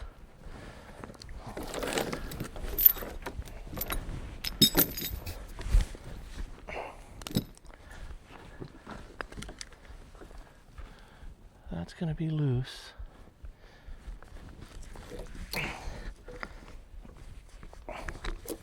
Okay. Now,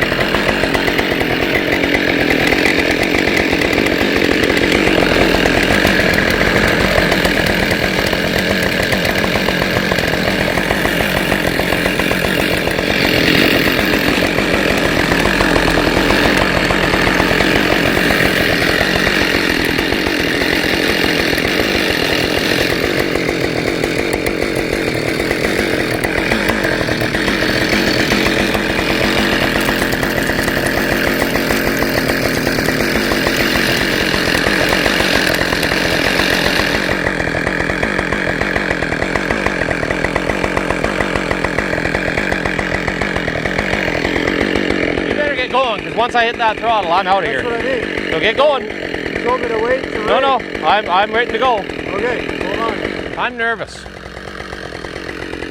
Okay.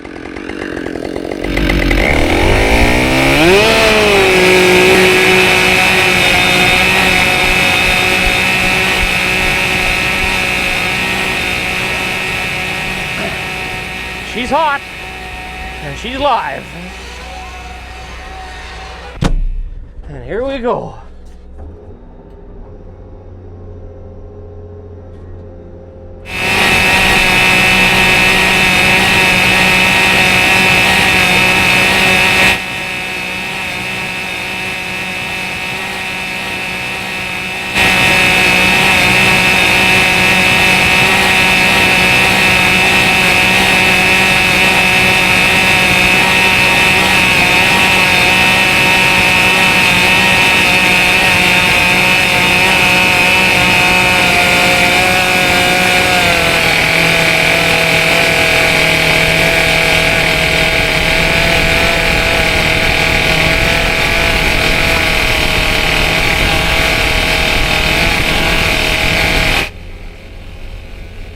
So let's bear in mind, I can't see nothing out there.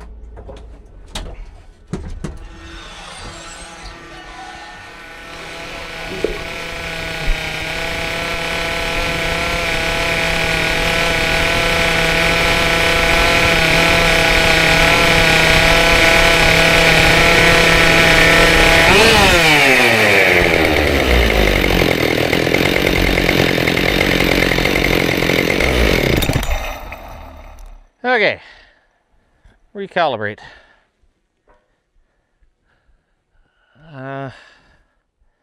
So what happened? I can't control it, I'm too far out. So you got to shorten the log? Yeah. And then this came loose. So the first attempt was a fucking epic failure. Now I'm pissed off.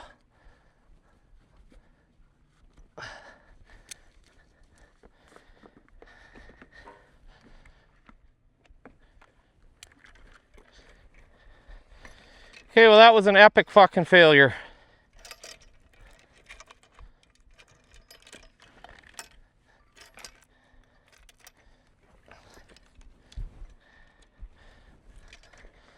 A complete train wreck.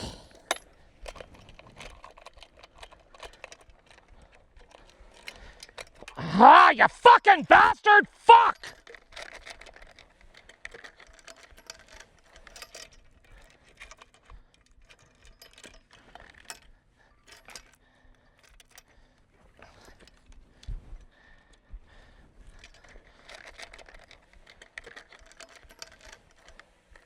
Fuck off!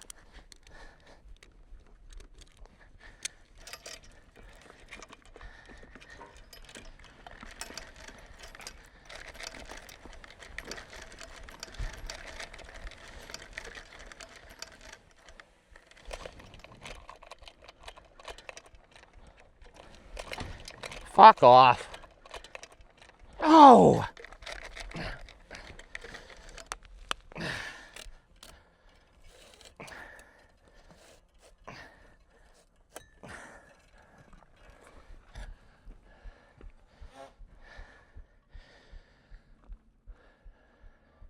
It's going to work. I'm going to make this work.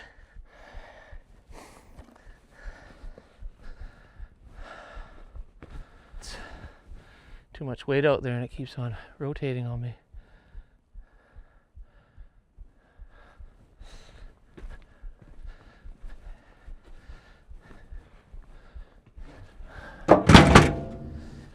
Ah, I need another chain, is what I need. I'm really losing interest in this right now.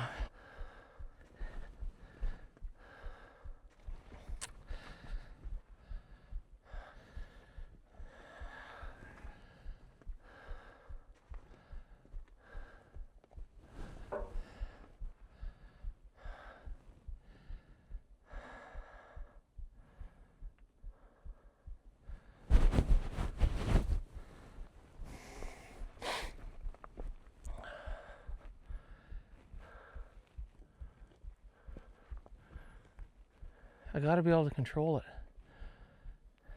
So what were you feeling at the controls? I can't control fuck all. The logs keeps on counter rotating me.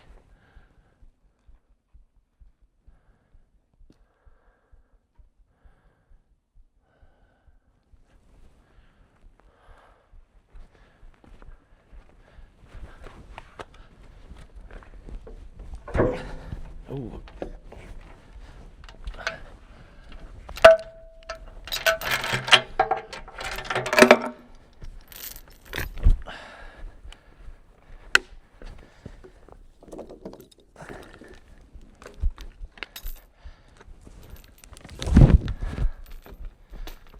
I just got to stop the grapple from rotating is all.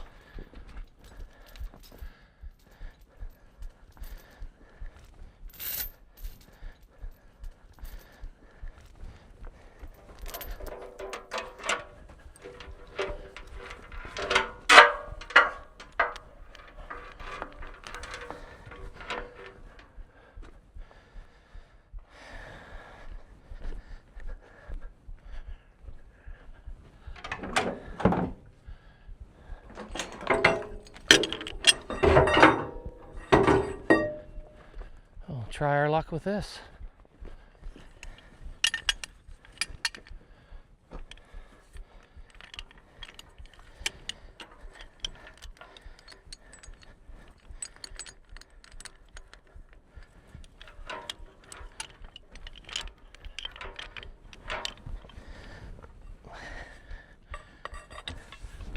Oh.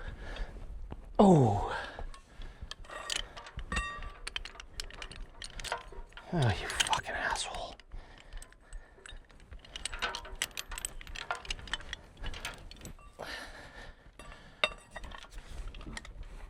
Oh. Okay.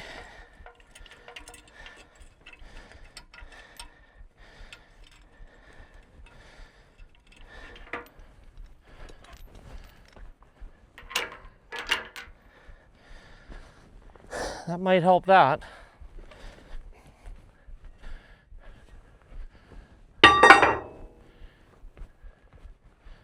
Now,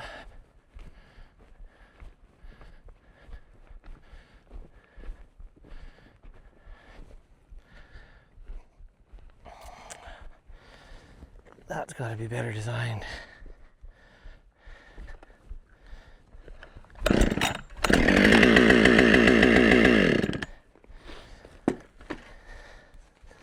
And I might still be too far out, but I don't want to cut my log until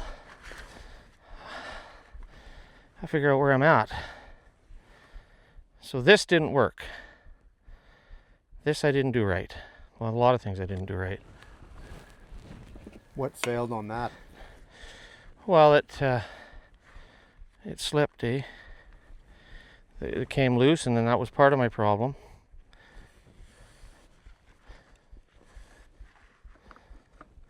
So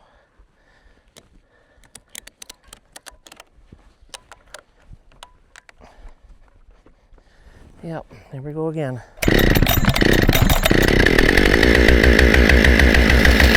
Okay, you ready? I'm ready. You ready? I'm ready.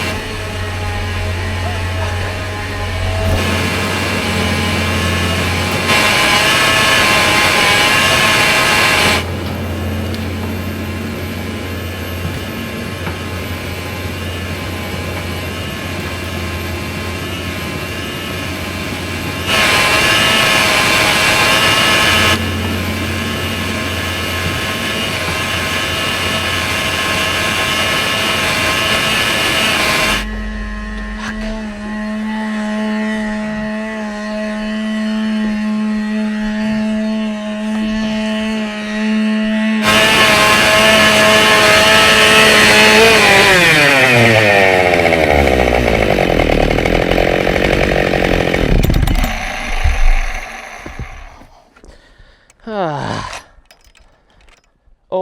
no. Fuck. What happened? Hit my strap.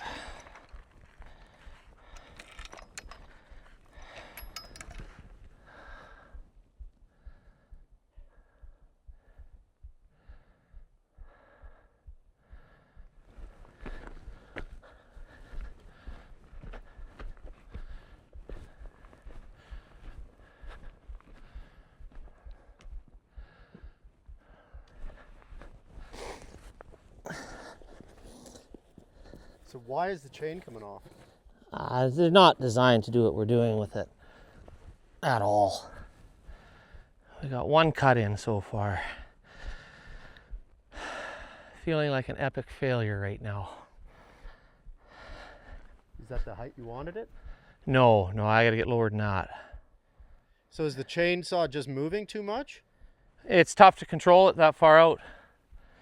Next to impossible, actually. Yeah, I just can't see it working. You're gonna throw a chain every time, eh? It would work if you're just trimming branches. But what we're trying to do, I can't, no, it's not gonna work. You don't have enough control. Now I cut my ratchet strap, so it's got enough there to hold on, but not much. It'll still work, but okay. All right.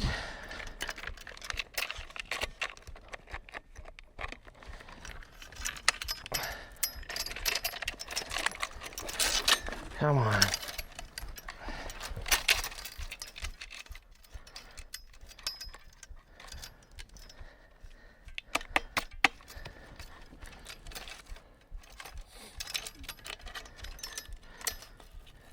Did the bar get bent the first time? Oh no. No. That's just how you put the chain on without having to go get a bar wrench. I want the trees to be at dirt level. Ideally is what I want to see. I want to see that lake. And I'm going to see it. I have another plan. It's not the ideal plan, but I don't really care what anybody says. I am going to now revise my programming here to something that is going to be a little bit asinine.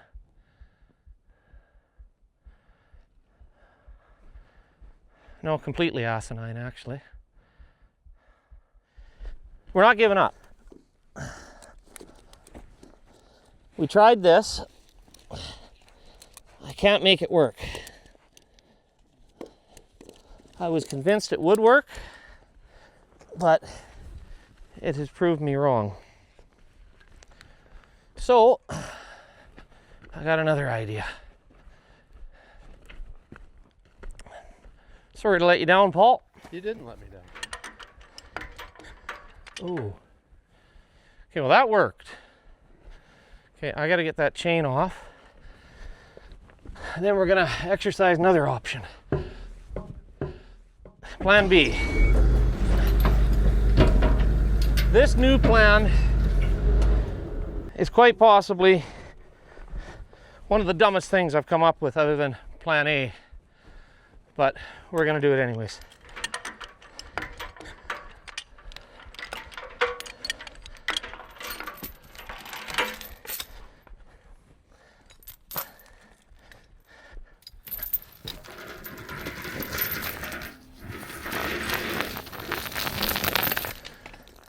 Come hell or high water, those trees are coming down today. Now we're gonna do something even more dumb. Okay, I'm gonna try something new. Okay, so that didn't work. We can't control the log. We tried, it did not work. This here, folks, is probably one of the stupidest things I'm gonna pull off yet this year, but I'm doing it.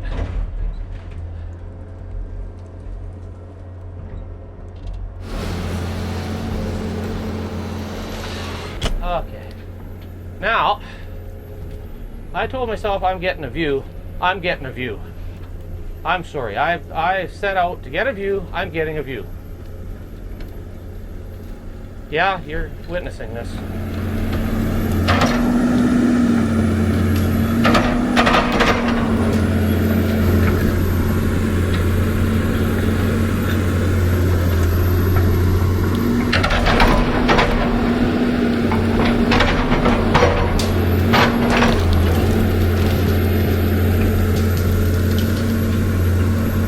No, I don't like that. That one's not going to work. I need two the same length. Ah, there it is right there. I've got 2 trees, then I can make this work. 3 would be better. Set them out there. Well, 2 is fine. I think I can do it with 2.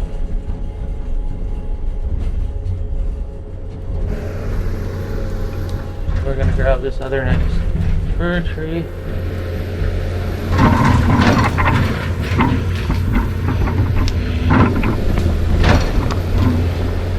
Bring him down.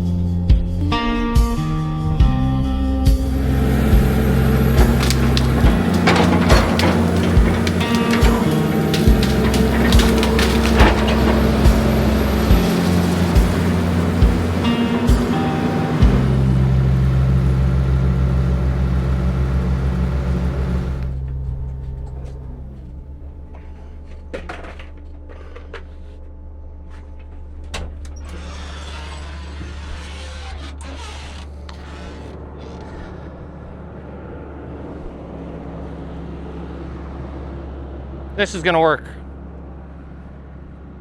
What's the plan? Gonna make me a walkway.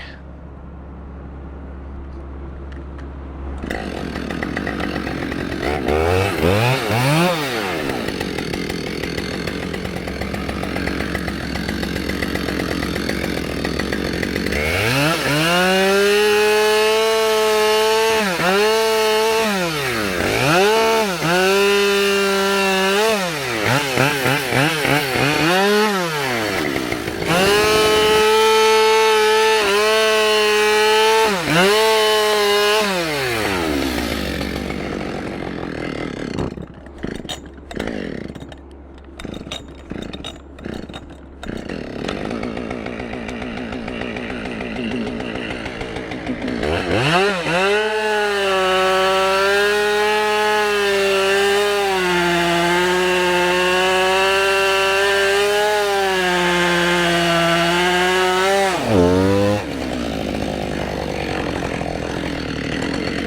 Fuck off!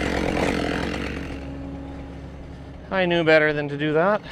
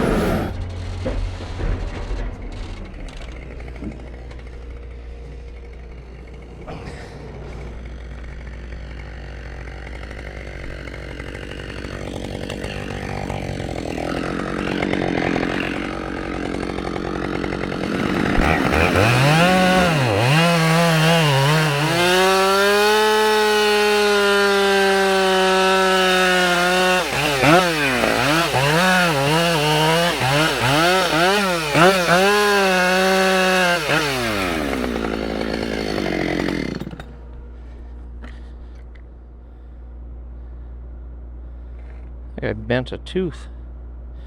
Okay, we're gonna try this now, Paul.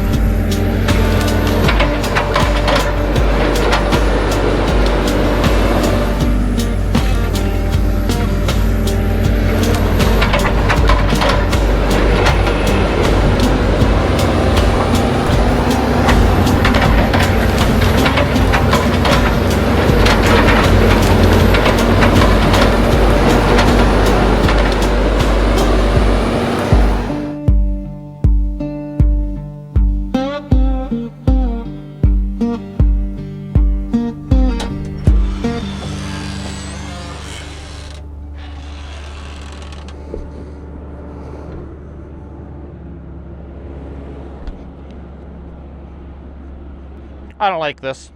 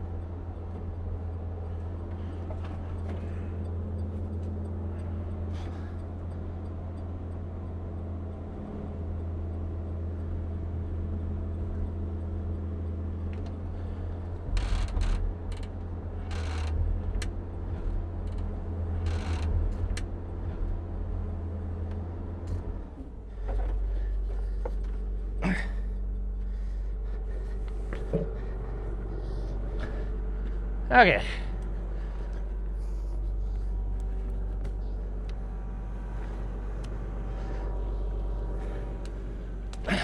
The log can't go anywhere. I've established that.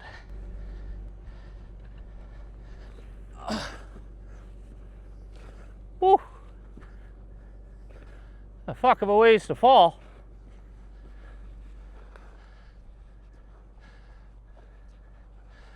Okay.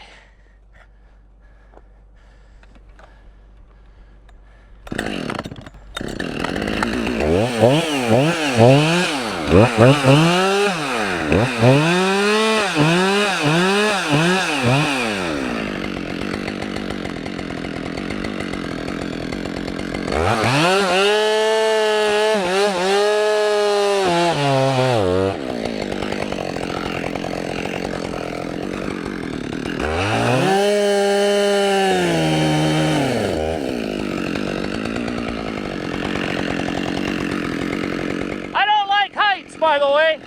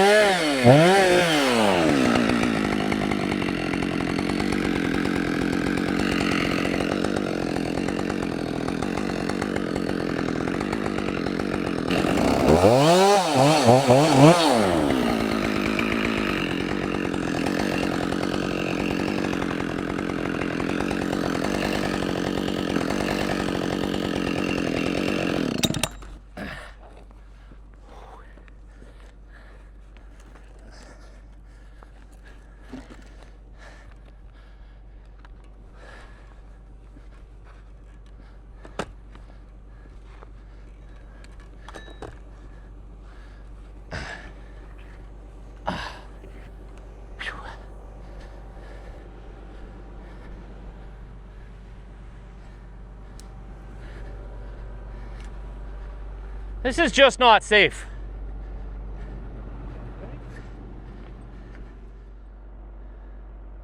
I don't like it, Paul. You did one. I know, but it's not a nice feeling out there. It really isn't. Well, how many do you have to do? Well, I want to get my view, and I still not out far enough, eh?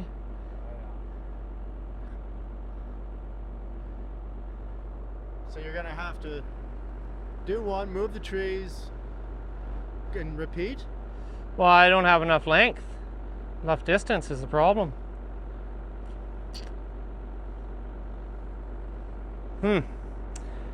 Oof.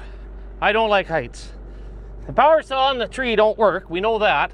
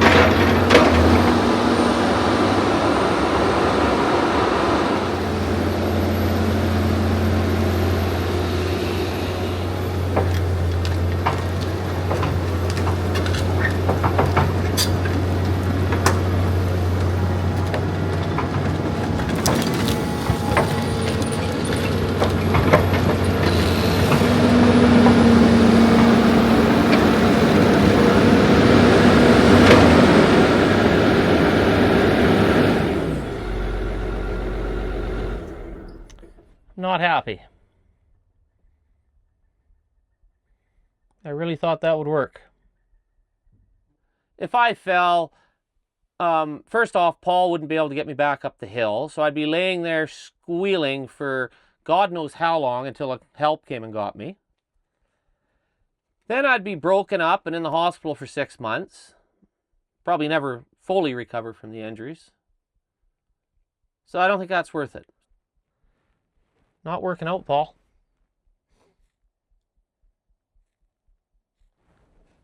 Yeah, I just gotta collect my thoughts here for a minute.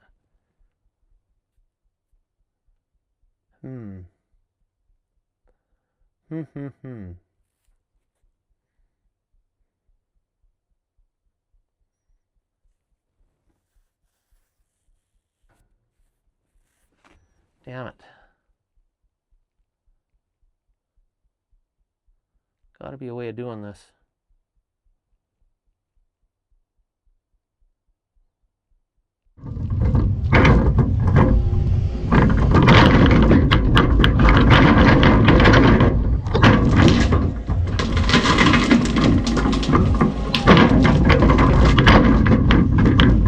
I got a plan. I gotta make it safe because if I continue to jackass around the way I am, I won't be here to enjoy this piece of property. So I think what I'm gonna do is something I didn't want to have to do. I'm gonna dig myself down with a trail, dead center, and then I can remove what I want with the clam somewhat safely from either side and achieve our view.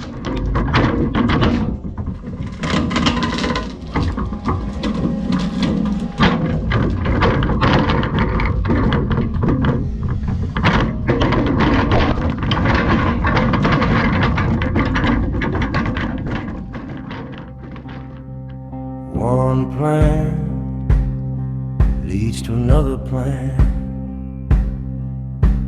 What plan's better than the betting man? When there's nothing to lose, there ain't nothing to choose. Take the slow descent down a mountain slope.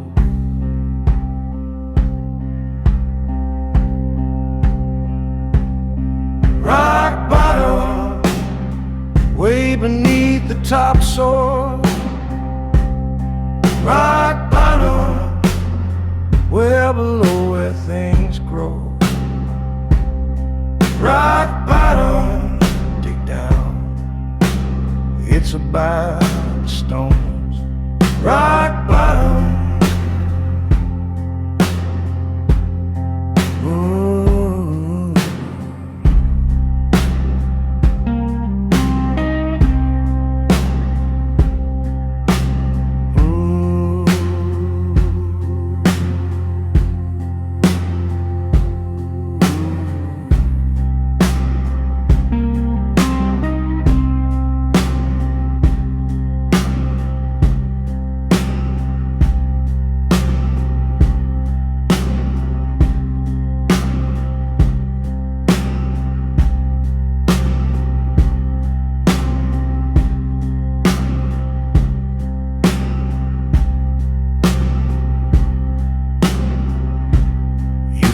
fall if you never stand. Only towers to get hit are the rich man's. When there's something to gain or someone else's pain, take the slow descent down a devil's pit.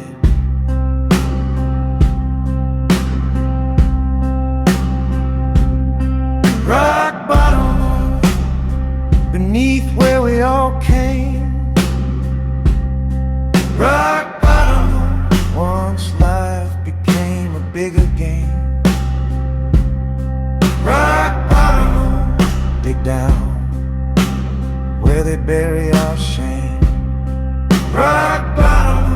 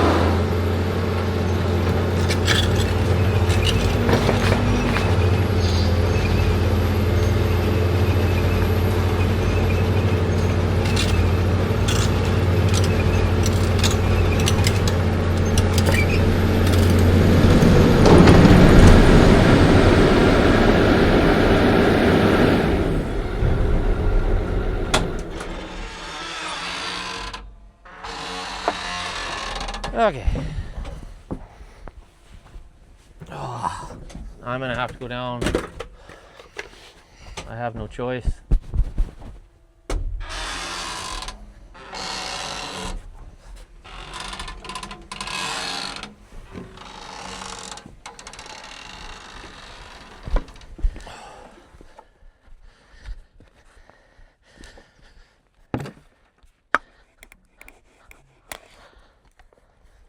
Just disappointed, eh? I had a plan and it didn't materialize. So disappointed.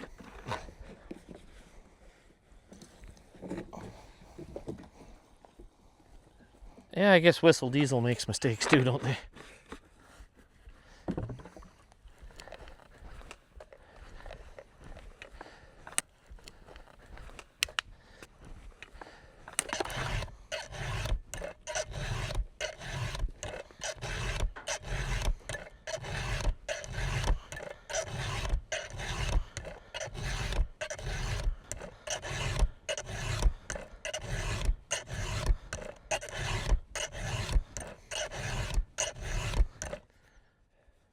Sorry, I don't have my high vis on, but I'm sure you'll find me.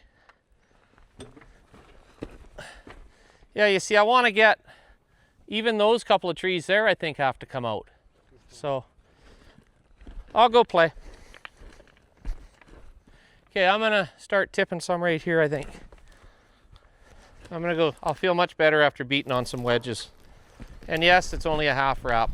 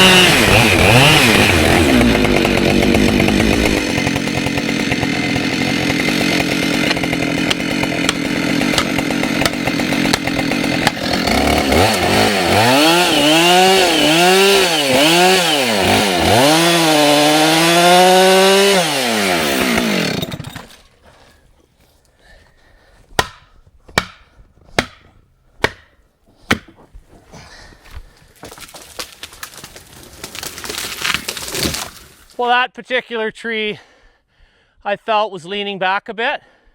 And on that small diameter wood, if you don't put that back cut in first and you put your undercut in, you'll start pinching and then you'll be struggling to get a wedge in. So that's why I'll put it in first.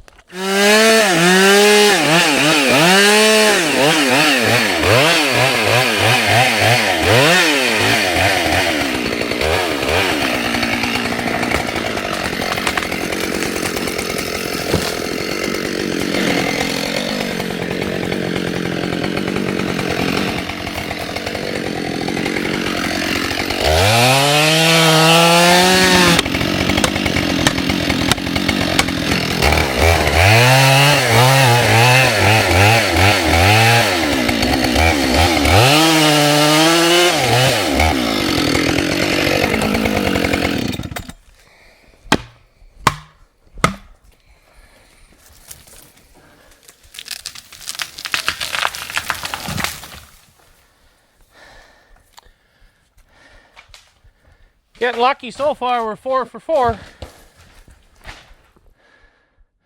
Now I'll get my sunlight, eh? Fuck. Oh. It's steep around here, hey? Yeah. Got about a dozen left to take out, I think.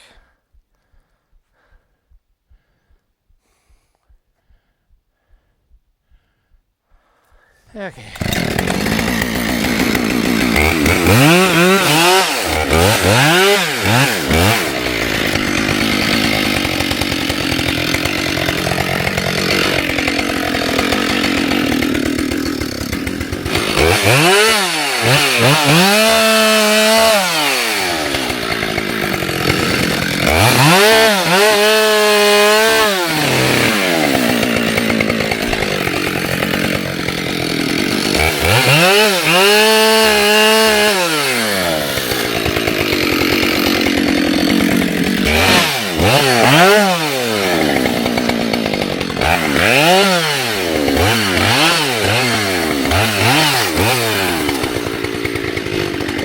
Fuck off!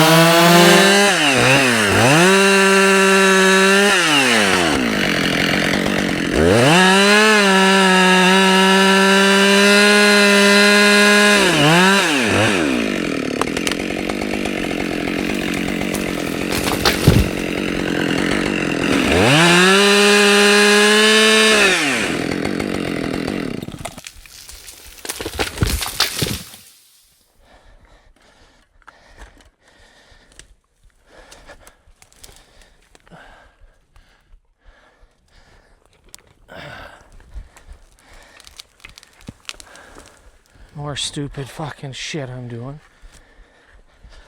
Oh. Holy Jesus. Oh.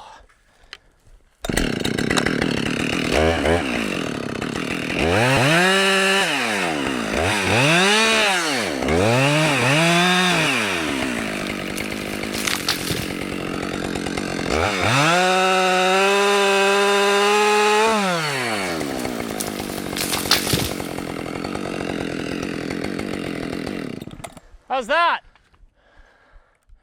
Why didn't I just do this in the first place?